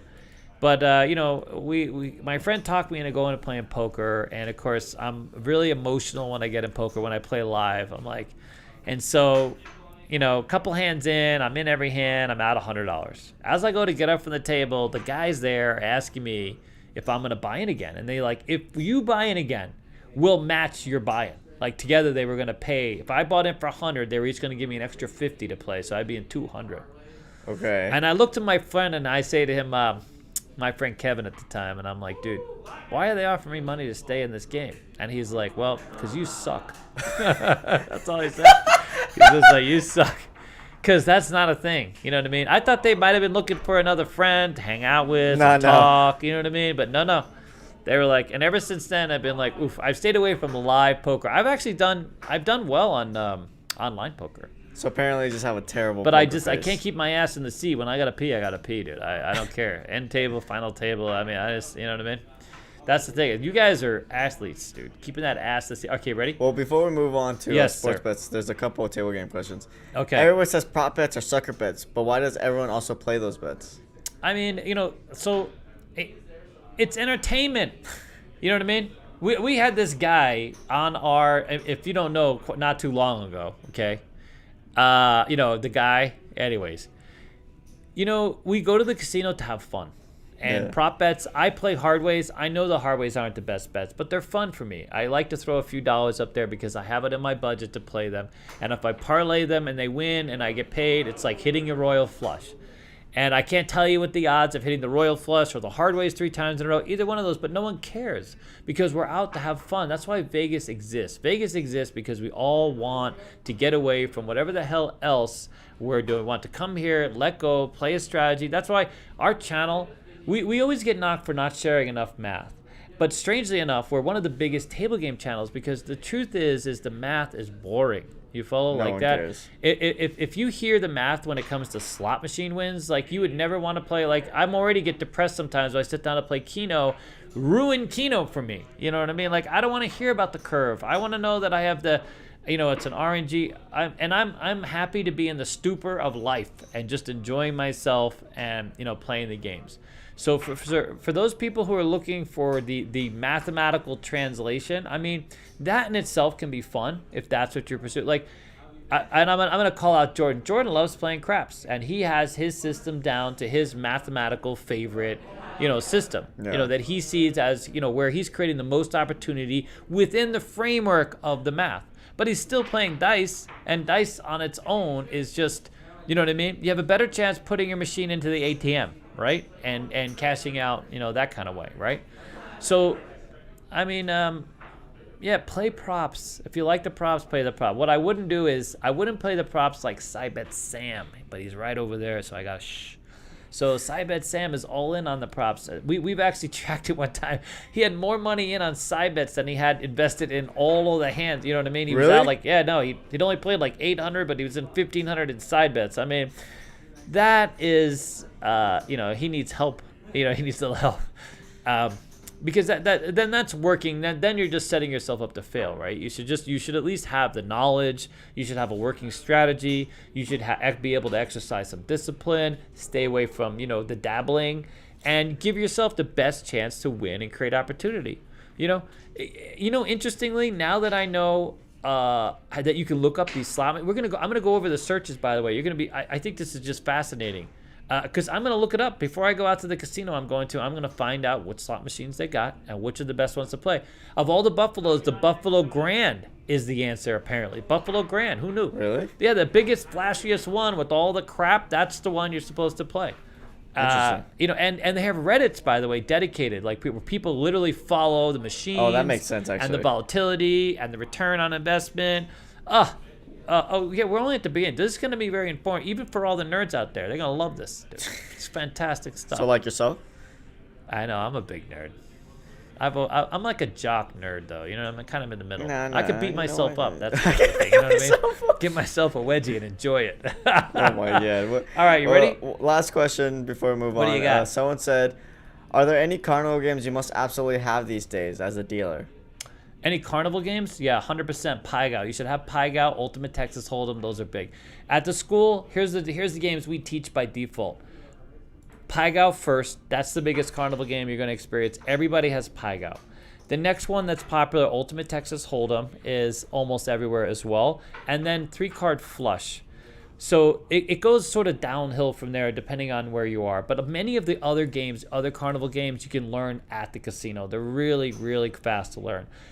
Pai Gow, it takes a little bit of practice to get the cards out, figure out who's in what position, and then it's a matter of sorting the cards. I know people that have learned it at the casino and then still come to CEG to learn Pai Gow, because it does take a little practice. It's something you can get done in about 2 weeks or less, even a week, but it takes some practice. And I know that if you're at the casino trying to learn Pai Gow on your break, that kind of thing, you can feel really rushed, and you miss like the hand sets, how to collect the cards. Alex, by the way, fantastic. Alex, Lauren too, by the way, fantastic Pai Gow instructors. The way they set the cards back where you pick them up and you can lay them out. Yeah. And the way that casino sets hands will differ. So the house rules are a little different depending upon where you're at, and how commissions.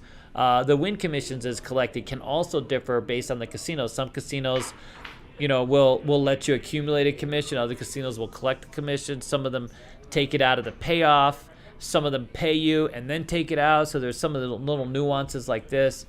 But Ultimate Texas Hold'em as well takes a minute to learn. It's and some people out there going, oh no, I learned it in a day. But some people learn in a day, some people not so much. Yeah. You got to get all the hands squared away. You have to get all the bets, which ones pay. And it's good to have it like automatically. Where you go in, you feel confident that you learned the game. But like War, I mean, they have War at a few casinos out here, and it's literally the War you played as a kid. That one you already know. So don't pay us to teach you that one, because if you don't know War, you know what I mean? It's like playing jacks on the street. Do you know what jacks are? No, you don't know what jacks are. Dude, it's like worlds away. You guys were all bricked up not playing jacks anymore. I don't understand. That's not how you use that word. That's not how you use that word? That's not how I you thought use that word. was the Anyways. definition. Anyways, all right. So, but that's really that's it. There's free bet, and there's lots of side bets. For example, we tend to keep with the basic side bets that have had a lot of longevity. But there's so many side bets, it's impossible. That's why most side bets are printed on the table. So when you go there, you can learn those. Used to be Let It Ride. You know, when Let It Ride came out, that was big. If you go to the Midwest or the Central States, a lot of those casinos, they have a lot more carnival games. But Center Strip, a lot of carnival games because they cater to those crowds. So if you go work at, let's say, Paris, for example, or Bally's, they have literally Mississippi Stud, Caribbean Stud, Let It Ride. They got all the games. You follow? Yeah. And you know, places, I mean, dude, I was at Aria. And I heard someone say war, and I looked around like, no flipping way. I couldn't believe it. That was the first time I'd ever thought that game, yeah. Was it Aria or Cosmo? No, they have it at Cosmo too, but I was literally at Aria when I first heard someone yell out war, dude. Wow. What do you got? Anything else? I have a $20 super chat. A $20 super chat? From Christopher Bird Trucking says, Oh, man, we Sticky's love B-Day, come money. He's what? He said, Sticky's B-Day, come money. Oh, he's getting a lot of money for that one. So Rio had the $1,000 elevators. That was a lot. Holy crap! Can you imagine $1,000 to go up the elevator? That's what she told me. $1,000. A lady of the night? A lady of the night. I was a dealer at the time, so she knew that wasn't going to be a thing. But I asked her point blank, how much to go up the elevator? She said $1,000. Wow. She said it like nothing, dude. Like she'd Like been asked that that was her question low 8 rate? times already.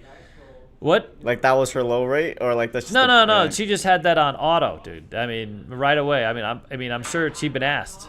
You know what I mean? And somebody looks at their rack. They only got one black check. That's not enough. They gotta win a little more money. They gotta have to get a on that banana? elevator. 100%. Those of you who worked at the Rio back then, when it was Club Rio and Marnell's owned it, I mean, you know exactly what I'm talking about. That lawn bar, man. Oof, wow.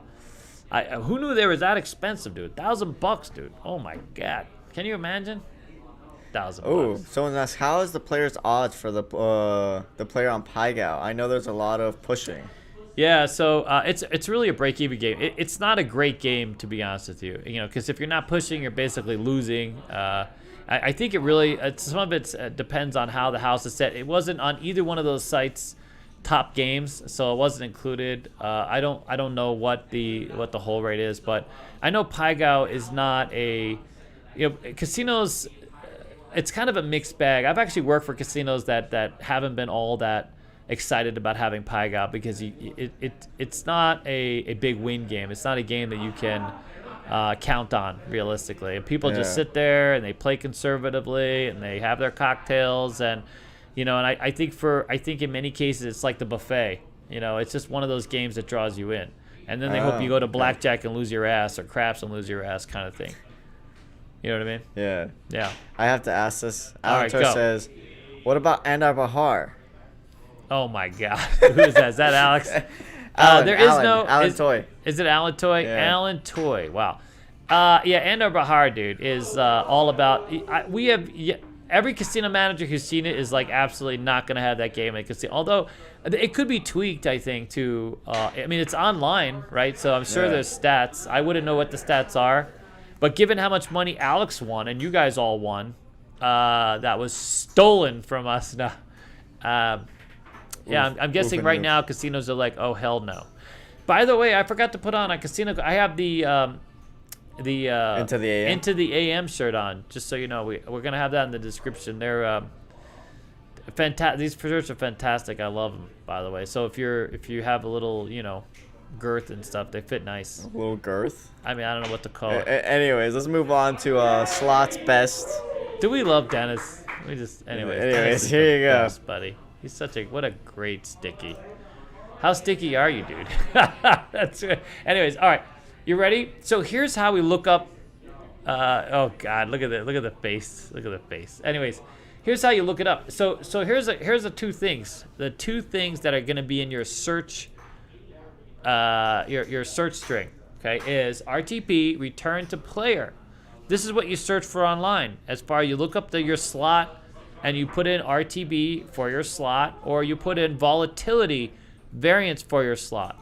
So, you know, slots work in a couple basic ways. Low volatility, a lot of small wins, less big wins. So this is one where I'm going to get to my next slide, basically. So those of us that have sat down on some of these machines where, you know, you get a lot of these smaller jackpots or you don't even win back your money. Oh my god, I actually skipped a slot. Which one are you on here? Hold on a second. I gotta go to my other one. It's called LDW, losses disguised as wins. Ain't that a it's just I've been complaining about this my whole life. You know when you put in like 300 credits, you only get back 60 credits, and then you get to the end of the machine and you don't have enough to even finish because it requires 300 credits. You only have 60 credits left, that kind of thing. It kind of forces you to buy in some more. It's losses disguised as wins, and a lot of these low volatility machines, this is what they do. They pay you back, and it feels like you're winning, but you're not winning. They're just sucking you dry, and there's really no big win left to be had. Don't you want to be sucked dry? Oh my god. See what I'm saying? Alex friendly, dude. That's where we got back. All right, but anyway, so RTP is return to player, and there's actually Reddit groups that are dedicated to RTP and figuring out which have the best return to player. And so one of them I have here is this Mega Moolah, which has one of the biggest jackpots around. And there's this debate on whether or not it's got the best paybacks, this kind of thing, because it's this low volatility. You get paid a little bit, a lot, but it has this massive jackpot that you can win as well. So that's where entertainment value seems to come in. There's a lot of people are drawn to the entertainment value, but anyways, to find the best slot machines, you look up RTP and the volatility variance, either low volatility or high volatility. And high volatility is where you're looking for, a lot of these like Megabucks, for example, a big fat jackpot at the end, but you're not gonna, there's not a lot of wins in between. It's not a low volatility machine. Yeah. Go ahead, Sticky. No, go ahead. I mean, out of all the time I played it, I've never won, of course. But then the one guy who wins for 10 million, that's the guy. That's the play. All right. I put this next slide in just to show everybody what the Grand Buffalo looks like, because if you've been around Buffalo machine, this is the machine. This is the Grand Buffalo, and apparently this is the best of the Buffaloes to play, and it's a pretty exciting machine. I love it. All right. You don't even need, for some reason I duplicated. You go skip over the next one. Let's go over the worst slots. Oh, there you go. Okay. So here's a breakdown on the worst slots. And as you can see, I countered that with a big fat picture of a $250,000 Keno jackpot because, I don't understand. I'm sorry. I just got a revel. Yeah, 25% hold. Ridiculous. So here's the thing. You can get, the paybacks on some of the local machines can go up to 97%. There's even, if you get up to $10 a hand, you can get it to 98 point something at a Dottie's, believe it or not.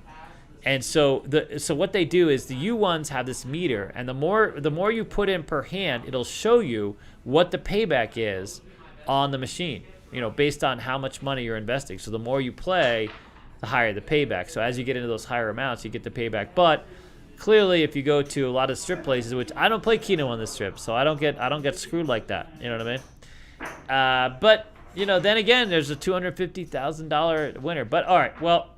So here's what you gotta look at. Well, we're gonna get past the Keno thing for you're playing Keno. You're trying so hard. Over there. No, I got information, dude. I'm gonna hook people up right now. Ready? If you're playing Keno, go ahead and go to the pay table, and if you're getting over 800 per coin for a 5-spot, that's the machine. It's like 96 to 97%.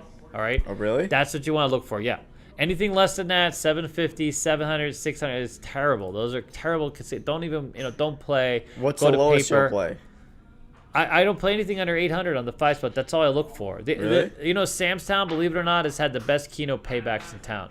1 nickel, 8-spot, $500. A lot of places only $400, quite literally. Wow. So like those kinds of things. I mean, it's if you're at station casinos, you got to play 2 pennies, not 1 penny.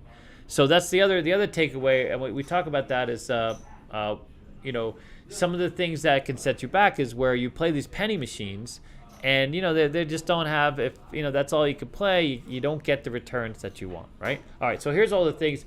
The classic, the 3-reel 1 pay line, apparently avoid all those. Anything with a huge progressive, because other than you being the guy or the person that hits the progressive, everything else kind of sucks on those. Then, of course, there's the LDWs. See, now I know what that means. Now I know what that is because I've been haunted by this my whole life. The losses disguised as wins. I don't understand. Back when I first started playing like double diamonds, you would always at least win your money back.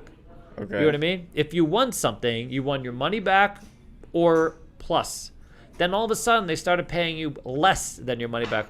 Or you play a machine where you're in like 27 credits and they pay you 19 credits. They don't even pay you like the amounts. They don't even pay you in units of 9 or you know what I mean, something that will correlate so you don't come in an even amount. Like if you're playing 100 cents or $1, you get paid back in 65 cents and that just keeps you playing. You know what I mean? You with me, buddy? No, All right. I get it. Then of course there's the megaways, which anyone who's ever seen one of these where they just come up with hundreds or thousands of different ways. In fact, the biggest one that this article referred to was 117,000 different combinations. So that could be a takeaway. Obviously, the infinity reels. We have one in here.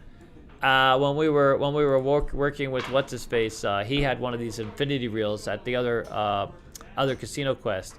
Where once you hit something, it just came up with started creating or populated all these new reels. Obviously, you know, a lot of these types of slot machines are for entertainment value, and so the more entertainment, the more features or the licensing fees take away from your opportunity to win. Just which is kind of depressing because that means that Lord of the Rings and the Barbie machine and the SpongeBob machine, you know, those are machines that you're just there because you want to get excited about playing SpongeBob. You know what I mean? You want Patrick to give you the business. You know what I mean? Not necessarily win a jackpot. Or the I Dream a Genie machine because you want to live in that bottle all day long. You know what I mean? And if you dream about being in the bottle, you're not dreaming about the, you know, whatever jackpot is not gonna play.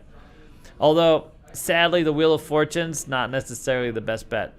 Oh, really? Yeah, those spinners are not so much the best bet. What about Top Dollar? Someone said Top Dollar is the best game. Top what? Yeah, no, I've seen that one. Top Doll. Yeah, that came up on one of the lists, actually. That is considered one of the best. You can actually look all this up now.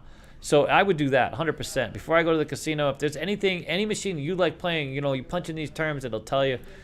And you can kind of figure out, you know, where you fit, you know, and how. But ultimately, here's my thing. I love the Buffalo machines. I love playing Monopoly. I you know, I like playing. Really? You like playing Monopoly? Yeah, I love playing Monopoly, yeah. The Monopoly machine, I've done well. New York, they had this one, the connected one, networked one. And again, you know, anything that has more features, you're going to get paid less for, you know. What are you going to play? I mean, when you're there, Sticky, right? Are you going to play more than, you're just going to play dice? That's it? You're done? Well, I feel like I have to play more than one game. No, 100%. So you're going to need to research and find a slot machine that you're going to enjoy. Or you're just going to have to go willy-nilly and go all emotional. Like, what of the slot machines you've seen in the casino, which one would you play? Panda? Oh, yeah, I know. The What? horse racing slot machine. Oh, yeah, no, 100%. Not, and that's considered not a very good machine. So they have some amazing horse racing machines. Cosmo has that one highfalutin one where they have the winner's circle and the video, everything like that. Those are a lot of fun. The D still has one of the old ones where they go around the track, like the actual physical thing. I know a lot of people enjoy those. I mean, I used to play those like at Coney Island. We saw one at resorts, no? Where they run around the track still? Yeah, no, 100%. So some of those are a lot of fun, and those are for really passing time. I mean, you play those just to entertain. I've actually played those at amusement parks, where you're playing for tickets. Yeah. You don't play for money, and you know, you see the actual physical. Those could be a lot of fun, dude. Especially if you're playing with other people. You know, those are a lot lot of fun, all on their own. You know, I would play that claw slot machine. The which Not one? the claw slot machine, even though it's rigged. It is rigged. It sucks. We played the claw machine. If you haven't seen the claw machine, it's coming to a casino near you because people are lining up to play this machine. I don't know why anybody thinks that there's actual. It's not a skill-based machine, by the way. So while we were there, I actually hit the button. Yeah. Huh? It's on YouTube. Yeah, I hit the button. What you don't see is that one last time where I hit the button. I just hit it errantly. The guy was the tech there was explaining to us and swore to us that it's just rigged. Yeah. It's not. It's all RNG. It's all RNG based. So regardless of whether you get the ball, you'll win. So amazingly, while he was saying this, I had hit the button, and my claw dropped the ball, but it still said I was a winner. It didn't even deposit the ball. It kept saying winner, 2,000, whatever it was. You follow? Meanwhile, the guy over there, his went in there, and we were able to show that. But yeah. Well, the only reason I'd play it is because it's fun. Even though it's rigged, it's fun. But, I mean, well, that's the whole thing. I guess, Vegas is rigged. Just people still come out here. Yeah, that's true. All right, so...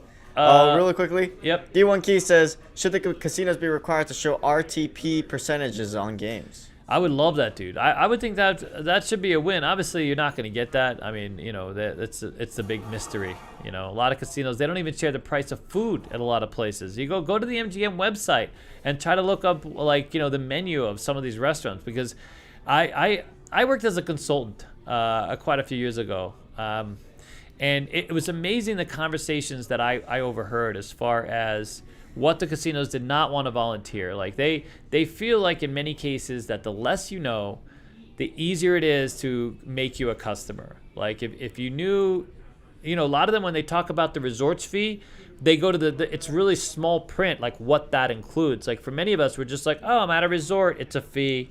Yeah. But if you knew what it included, and then you're like, holy crap, I didn't use any of my resort fee amenities, you wonder why you're paying for it, right? Yep. I mean, if you're on vacation and you don't have your laptop in your room, or you don't have your phone connected to Wi-Fi, so a lot of people say, well, I get the Wi-Fi. But many of us have a phone pretty much capable of, running everything. We don't need Wi-Fi, right? I mean, you can even use I have a Wi-Fi hotspot that I pay for, so I don't need Wi-Fi. When I go to a hotel, I don't even care if they have Wi-Fi. But when you go down all that list, they don't want to make that, they don't put that information front and center, because they don't want to give you something to say no to. And you can't get the menu. You have to look. Luckily, there's Yelp and Google reviews, and people take pictures of the menus. But if you're interested in what things are, cost, they're like, well, if you're looking, then maybe you don't need to eat here, kind of thing. Jesus. But yeah, that's a thing. All right, what else? Linda S., what do you think the best Keno machines are? The best Keno machines I've found in town, there's only two. Well, actually, there's three. Dottie's U1s at any level are, if you can get up to 5 cents or 10 cents a hand, you can get over 98% payback. That's a thing. The next one is, as far as what they give back, if you wanted to larger casinos. So if the thing about Dottie's is a local place. It's also Bourbon Street, something like this. You get cash back while you're playing. Their player's card is not so much on amenities.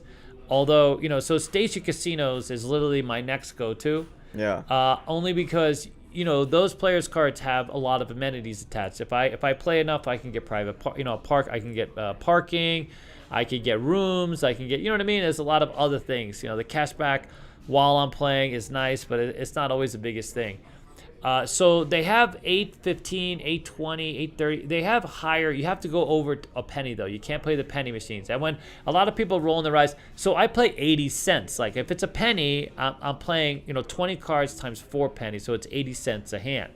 But if you go to the 2 cents, if you step up past a penny, you'll get to the better payouts. Some of the stations at just a penny, it's $7.50, and then once you go to the 2 cents, you go up. The other one that I've enjoyed is Aliante. The Aliante Casino is a Boy property now. It's near me, and they have some really great mix of machines. So if I play 20 card, I like to also have Clio 4 card. I like some other games that when I get to the end of my bankroll and I'm still looking to grind some time, I can kind of switch to those and play. And the other reason I like Station Casinos and even Aliante is they have the Caveman bonus. If you guys, those of you out there who play Caveman, the bonus, dude, there's absolutely no comparison. One of these days, not that I could, but if I could do a show, the Caveman bonus pays so much better. You do go for the bonus. Ignore regular Caveman. I didn't know this much about Keno. Dude, I've been a Keno junkie. Listen, there's a lot of Keno fans out there. Are you kidding me? I mean, seriously. I'm the Keno guy now, currently. Not even crafts. It's amazing. I had a friend of mine sat me down one time playing video poker, and I look over. I've been playing video poker, this is back when you were feeding the quarters in, and my friend's over there playing Keno, like just relaxing, pressing the button one time. I'm working my ass off, what to hold, what to give up, you know what I mean? A lot of work going into it, you know what I mean? And he's explaining to me Keno, and I'm like, dude, really? And this is back when they had the wands. Remember that? They had the wands. You only had one board. And at the time, I happened to be at the Horseshoe, and he's playing, with the wand, and all of a sudden he hits, and meanwhile he's not exhausted like me. You know what I mean? Like I'm just, And he hit, and strangely enough, we saw this lady hit a 9 spot on one of those wah machines, like in the top right-hand corner. And we got to talking to her, and she was just like how much she enjoys it, and it's so. Anyways, then I became a Keno player. I don't know. Wow, I really? mean, yeah. I mean, I still love table games. Don't get me wrong, but can you imagine you're a dealer, you're dealing all day long, and It's just kind of your release. Like, I don't want to think anymore. I'm good. It is my release, Sticky. That's exactly correct. correct. Oh my god. Oh god. Yeah. Thanks for bringing that up, buddy. Yeah.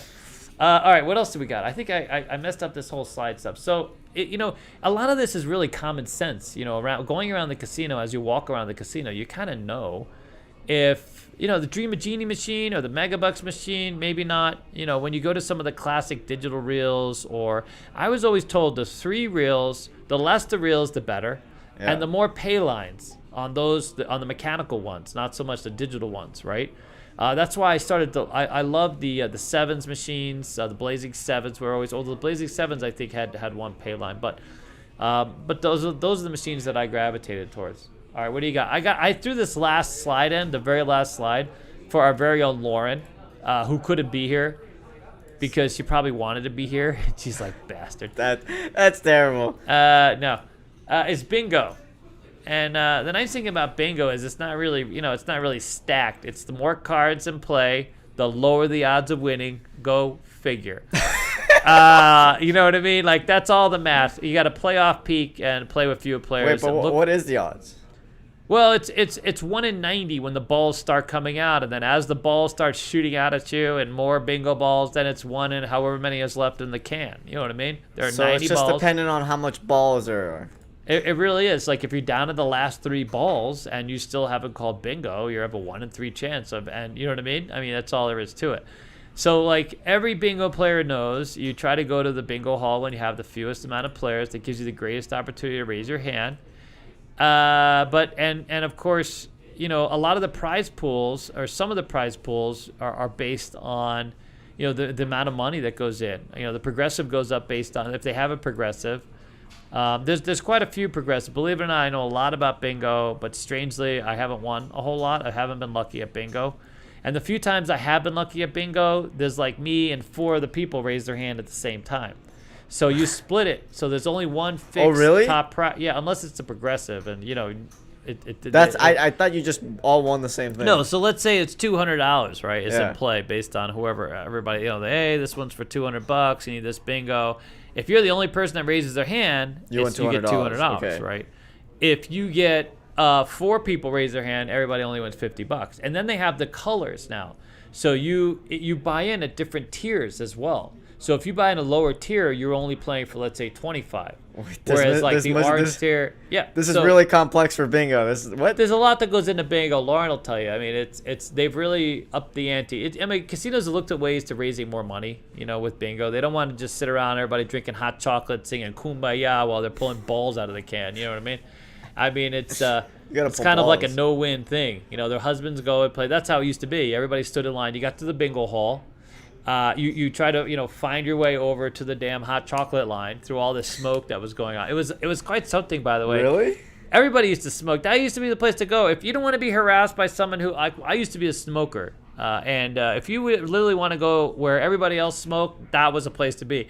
And then, interestingly, when smoking became less of a thing, and then people were like, hey, I don't want to be in a room with all the smokers, they then separated. They would have bingo rooms with the smoking area and the non-smoking area, and they would have they would have filters at work, right? Well, the smoking area really didn't have a filter, or at least it didn't work so well. It was unbelievable. They would have these plastic enclosures, and the smoking room, you'd look over, you couldn't see anybody. It was just filled with smoke.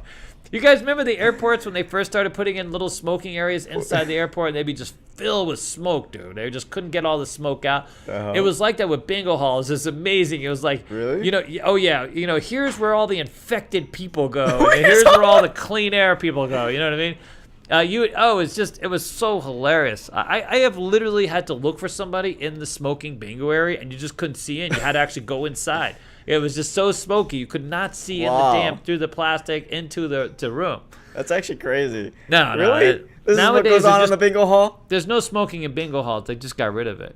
I mean, but it was crazy. Like, listen, and be like, listen, I got a week to live. I'm gonna smoke the cigarette right here. Wow. I mean, it was, but it used to be a whole cultural thing. You know, the bingo hall was the smokers, the hot chocolate people. You know what I mean? It had its own thing. Lauren will tell really? you. Lauren will tell you. Yeah. That's so much to bingo. Huh? There's so much to bingo. Why? I mean, there's a lot. You know, you don't know, Sticky. There's a lot of there's social diversity throughout the whole casino. There's different people go to different places in the casino for a different experience. You know what I mean? Not everybody. You go to poker. Can you imagine Palace Station has 1-2 limit poker? For those of you out there that know poker, can you imagine? I mean, literally, that's the room you go to die. You're just grinding time until you just literally just call it a day. It was so amazing. What is 1-2 poker? It's literally there's a limit, dude. You can only go in $2. Wait, really? $2. Yeah, no, you're all in. I mean, you could be in however many hands around. So you're just grinding away like dude, $1-2 at a time. It's literally, anybody will tell you, it's the most ridiculous thing ever. I mean, and the casino made very little money from this. And the average age of the person at that table, well, they had an ambulance on standby outside, dude. you didn't know who was going to drop when. That was how it went. You know what I mean? No, Wow. Seriously. I mean, so it's just a grind time basically. I mean, listen, a lot of casinos, that's really what they did. They went, Hotel Continental was famous for it. I mean, they had a 1-2 table, and they, you know, you're raking, you know, $1 every, you know, you're not making a whole lot of money on that game. Then why have it? Because it brings in whoever's left. Whoever is the remainder. You know what I mean? You got, how many years left do you have? Here you go. Boom. You know what I mean? It's sit your ass over here. I mean, this is how Vegas now is a little different. There's less casinos, and we have a pandemic, and there's, you know, but back in the day, it was different casinos appealed to whole different sectors of people, you know. I'm just so confused. They played out a lot of different dynamics and a lot of different, you went different places for different things, you know. That's how it was. What's there could be confusing about it? Not everybody is young with lots of hair, dude. Okay? I mean, like, some people. Why do you just want to grind away your time playing $1 or $2? You want to be with other people. You don't want to sit at home. You know what I mean? You know, you want to go watch talk. Netflix. Go watch a movie. Okay, go do but something. okay, go watch Netflix. This is some young bricked up kid, okay? Because there's no Netflix around back in the day. We didn't even have cell phones for a while, okay? Go meet people. We didn't Go just, walk like, at a erupt park or onto the something, scene with okay? a cell phone and Netflix. My God. Go walk the park. Go say hello. There weren't a lot of parks in Vegas, but I mean, Vegas wasn't, you know, they didn't, that wasn't a thing. Have a cocktail. Do something All right, better well, with your time. cocktails. Some of us had a few extra cocktails to spend some time. But yeah, no, we went to the casino. We hung out on the poker table, and that's how we did. All right. What else you got? Big AZ asked, has Dad and David played the individual white bubble craps machines? I have. I'm not the biggest fan, I'll be honest with you. I can't see myself sitting there for any length of time, because if I did and I was playing any kind of real, I got to be able to play my crap strategy that's realistic. You know the great thing about Crapsy? We have Crapsy coming out. Yeah. And not to sell it because, you know, we're invested in, you know, where we want this to be a success. But the great thing about what they've done, wait till you guys see this, is you can play actual crap. Like the craps that you guys are used to playing with $6 6s and 8s, where it's not to the decimal, and you can... He has set it up to where the bot, in fact, if you guys are out there trying to compare strategies, he's got bots set up to where you can play your strategy. You can, not only will you get all the statistical data, and you can backtrack all your rolls and things like this, but you'll also be able to compare it to the bots of really popular strategies like the Iron Cross, DP pressure, this kinds of thing. You'll be able to compare them and run them, you know, along with your strategy. But interestingly, I have yet to find a craps table that works within the same framework as a Dell table, a table that has actual dealers, and he's done this. Then I mean, he really has. I can't wait till you guys see it. It's got some of the stick calls that I've done, and you can, you know, progress your bets very easily. You can play as a group around the table. It has a lot of customization. You can set your odds. It's quite something. You know what I enjoy? It's taking a little longer, but he's really up to game. Good. is the fact that you can just click across and like Yeah, give you you can bets bet. here. Yeah, you can go up across whatever unit you want to. So you can manage your bets like really well, like you would on a regular craps table. It's literally like a live craps table in a virtual space, which has never been done. This will be literally Yeah. the first time I've ever come close to it, and that's why we fell in love with this this app originally. Because it's not the first, but it's easily, well, you'll see, you'll rate it for yourself. So we're planning on this going live for reals November 1st. So he's putting the finishing touches. We just recorded some audio and some YouTube, some videos to explain to people different systems they might not currently be. It's the short and sweet of it, not me going off on tangents talking about, but just literally like, okay, this is the Iron Cross, this is DP pressure, this is the kind of thing. Go ahead. Well, there's a couple questions. Mm-hmm. Do the stats also work for HHR machines too? I have no idea what HHR machines are. God, I gotta look this one up. HHR machines. I know what that means. And Christopher Bird Trucking, I'm a little confused by your question. He asked, so the dealers pay out the wrong amounts? Question mark. What do you mean? Yeah, that's why I'm confused. Dealers play out the wrong amounts? Yeah, what do you mean, Christopher? We're confused. We need help. I know there was talk about these HHR machines, historical racing machines. This is where Mark kind of played a role. These HHRs. I'm not familiar with that because that's the Class 2 machines, right? Is that the Class 2 machines? That's something I'm familiar with. Yeah. Sorry. My knowledge past Craps and Keno is you know. Apparently bingo. Why do you know a lot about bingo? I know a lot of bingo, dude.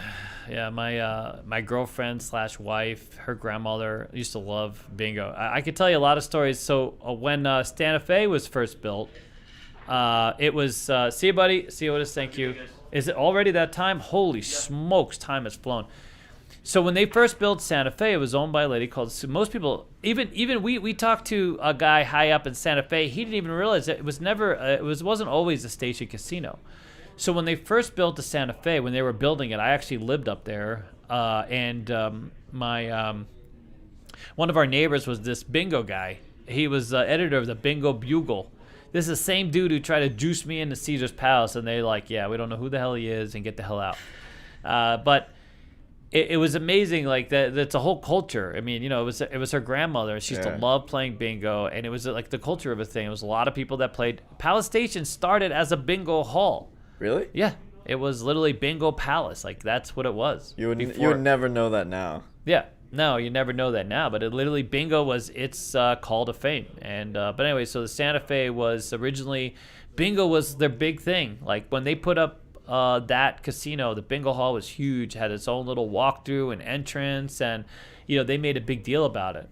I ended up working there not too long after that because it was literally right down the street from where I live. But it was fantastic. I got to see Sue Loud run in there to pay Nevada nickels. Anybody remember that machine? It was a network machine they had here in town, and it hit for $800,000 at the Santa Fe.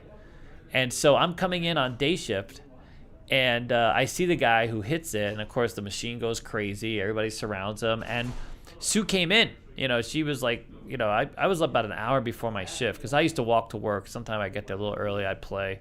You could play there. You were able to just play before your shifts. I'd take off my, as long as you didn't have your apron and your name badge on. And I played these dollar machines with $1 or $2 in. I actually hit a royal flush a few times with just $1 or $2 in. I was so pissed. But anyways, so I'm watching this guy get, you know, everybody. So here was the thing. That machine, that $800,000 Nevada nickels hit, it was like $840,000, something like this. It paid over like 20 years, dude. So the way it worked is you got $10,000, big whoop-de-doo, and then the rest of the installments were split over 20 years, so you didn't get a whole lot of money, really. Oh, I mean, really? you got enough to make it worthwhile. I mean, it wasn't like, you know, you didn't get a kick in the balls. So they have to just break it down. Here's your check every year. Yeah, I don't know how they worked it out because I haven't been lucky enough to hit one of them. But interesting. So I heard him talking to the people, and this, by the way, this was a machine. There was no ticket in, ticket out. Aki, the guy that kind of helped invent that, hadn't come on the scene by here, and so it was you had to feed these nickels in. That was a lot of work too. You got to feed those nickels in, and he's talking to all the change people, of which one of them I knew. pretty well. A little Mexican lady. She was very nice, very sweet. She used to bring in tamales sometimes to try to share them with everybody. Always made me nervous. But anyways, I asked her later. See, buddy, I asked her later if any of that worked out, where the guy tipped, and she's like, no. He said he's gonna come back with a check as soon as he gets paid, and he never came back. Can you imagine? That's the biggest stiffer I've ever heard of. Hit $800,000+ machine, didn't give a single dollar, and they gave him a check the same day. They gave him a check for $10,000, and the same day, and then after that, yeah, nada. Wow. Yeah, the biggest stiffer I ever knew worked at. He was a dealer downtown, actual dealer, table game dealer downtown. He would come into the Fitzgerald on Graveyard, and he would play these dollar video poker machines, and he would hit and never tip a single dollar ever. He would win $4,000 jackpots for the Royal Flush and not give one sting. He was a table games dealer. Can you believe it? Wow. Table games dealer, dude. It was always shocking to me that this dude would stiff. You know. Oof. The other one was Ira. Ira's probably the biggest stiff. You guys have been a dealers here. If you've been a dealer in Vegas, you know who the hell he is. He was rough. Really? How bad was it? No, he was pretty bad, dude. He would play 50 to 100,000. He would win a couple $100,000 and not give a single penny. Wow. And the whole time he was there, he would be shuffling checks, rainbowing checks, throwing the dice against the mirror. He would do everything possible to piss off the dealers, the box people, the supervisors, the whole thing. So just stroke the hell out of you. And why they let? And he was a high limit dealer at Caesar's Palace, dude, Baccarat dealer, making shit tons of money. Wow. Because back in the '90s, they made bank, dude, couple $100,000 a year, which was just huge, like literally huge. Holy like smokes. He was dealing the biggest action in town, making the biggest tokens in town, and he would come to, he would play craps and just stroke the hell out of everybody. Yeah. Wow. Yeah, his name is Aria. Everybody knows who he is. Everybody? Well, I mean, if you're dealing in the '90s, you dealt high limit, yeah. Really quickly, Michael Yep. just said, just booked the reservation for an hour with Ronnie and a 30-roll challenge. See you next week, Wednesday on the 3rd. See you then. Yeah, well, I'll be here. If it's after 3, I'll probably be here for that. Once I get done, I teach dice up till 2, and then I come over. Me and Alex kind of switch right now. So we're, things are slowing down, so we're having to pull up our pants and put in some hours. All right, what else you got? We got to call this, we got to wrap this baby up. Someone asked, they haven't been to Vegas in 21 years. Really? Wow. And this is the first time playing craps. Would you recommend double tap to play for? Double tap 100%. Yep, because it's an easy way to glide into the game. You can get out. It still creates some opportunity. If you're there with someone, what I found interestingly, there's always, when I have a couple that come up and learn, there's always one of them's more conservative, right? I mean, that's just the nature of things, right? One's more conservative, and it kind of fits the toolbox of both. It's a way to sort of be conservative, not go all in, exercise some discipline, still get out of the hand, and then boom, you can create some opportunity from that. So I actually love it. The biggest complaint at Triple Lux when I started the power pressing thing was that, holy crap, I'm not going to leave all that money on the table. And understandable. Yeah. I mean, I did only reason I played that way is because I had someone else's money to play with, which made it easy. Because I was like, holy crap. Have you ever Triple Lux your own money? Yes, but only when I've just tried to tier up where I've won money. Oh, okay. So if I get to a point, so that's what I do. I create tiers of opportunity. So if I 3x my money, I'm going Triple Lux. If I'm out with my money, I start, even on Keno, I do the same thing. I'll press my bets. I'll go 2 and 3 times or 4 times. You follow? So you'll double tap and then just get to that 2 or 3x and then. The thing is it's hard to get there. To the point where I can be freewheeling and I suppose if I hit a megabucks jackpot, I'd be like, holy crap! You're all in here. Throw the money. Yeah. But I would still start on a $5 game. If I could, I would start on a $3 table. I would go 18 across. Literally, 18 across, Triple Lux every time. Only in $20 a shooter, I'm all in. Wow. I have a $10 game in one hit. You know what I mean? A $3 4 pays $5. I'm in $2. I'm at $10 in the very next hit. You follow? I don't need a $5 game. I don't need a $10 game. That's not how I create opportunity. I create opportunity by power pressing and getting those movements a lot faster. You follow? Yeah. Yeah. That's how to play, dude. Swear to God. On other people's money? Well, besides other people's money, that's true. That is a good way to play. No, find a rich-ass doctor. Play with him. Play with him, for him, and yeah. Anyways, go ahead. Take his money, basically. All right, what else you got? Let's wrap it up. I gotta move on. I got we can wrap it bathroom up. break coming up. I got quick. a bathroom break too. I need one. So anyways, And we gotta eat. All right, yeah, who do you got? sorry. You got anything else? we can go. We can go? Yeah. All right, guys. Thank you so much. We'll see you next time.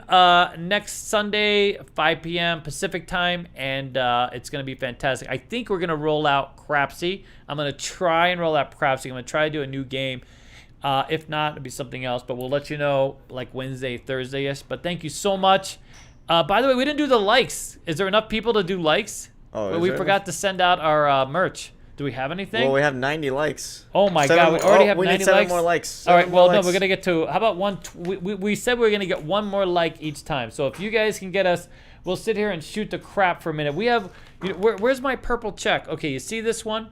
The one at the very end, we found a few of these purple checks. And we will send you, this is our original Fashion Show Casino Quest check that we made back in, all the way back in 2019. When we first opened. So we found a few of those. We'll send you this one. Just this one. I don't know where they are. They were on this table. Maybe someone took them already. But we'd be happy to send you that. So let's do this. If everybody can get us 20 more likes. What do you think, 20? We're at 106. 106? Oh, fantastic, dude. You guys rock, dude. Swear to God. It has been the greatest blessing of my life to have this translate. My mother was here. My family was here today, and 4 years ago, not exactly 4 years ago, give or take, I was sitting at a little condo that I had bought. I basically sort of tried to retire a little bit. I downsized. I sold some things, and I was just like, I retreated. I'm a little sensitive sometimes. Yeah. And so, I found some comfort and retreated. I bought this small place. And I really didn't have a whole lot of, I was working as a database administrator, doing some boring ass work for a medical company. And I felt like I lost my way. But anyway, so the exciting thing was I decided to go back to dealing dice. And they remember the call that I had. And I went back to this casino that's not the greatest casino, but I was able to deal dice and I had fun there. And then to imagine having to be here today talking to you with cameras and flipping the monitor. Oh my God. Anyways, it's been fantastic. All right, we there yet? Almost. We're at 110. 110? 10 more. Come on. 10 more. We'll do it. Wait, hold on. Watch this. Here, let me find the actual check. I can't believe what happened to them. They all disappeared? You see the purple one? No, it should be still there unless you grabbed it. No. Put it somewhere else. I might have put it somewhere else. Yeah. Need 10 more likes, guys, apparently. 10 more likes? Okay, yeah, good. Yep, we'll do? 9 more likes. 9 more? All right. Yeah. It's the last one, so we only have a couple left. So if you don't have one, this is all we got. I think we have like four left. But by the way, someone asked earlier when is the new series of checks that are coming out. I'm working on it. He's designing a brand new series. Yeah. And we have a few stuff coming out. We have a wonderful local artist that's showed up with some really cool wood. 3 more likes. 3 more likes. That's fantastic. Yeah.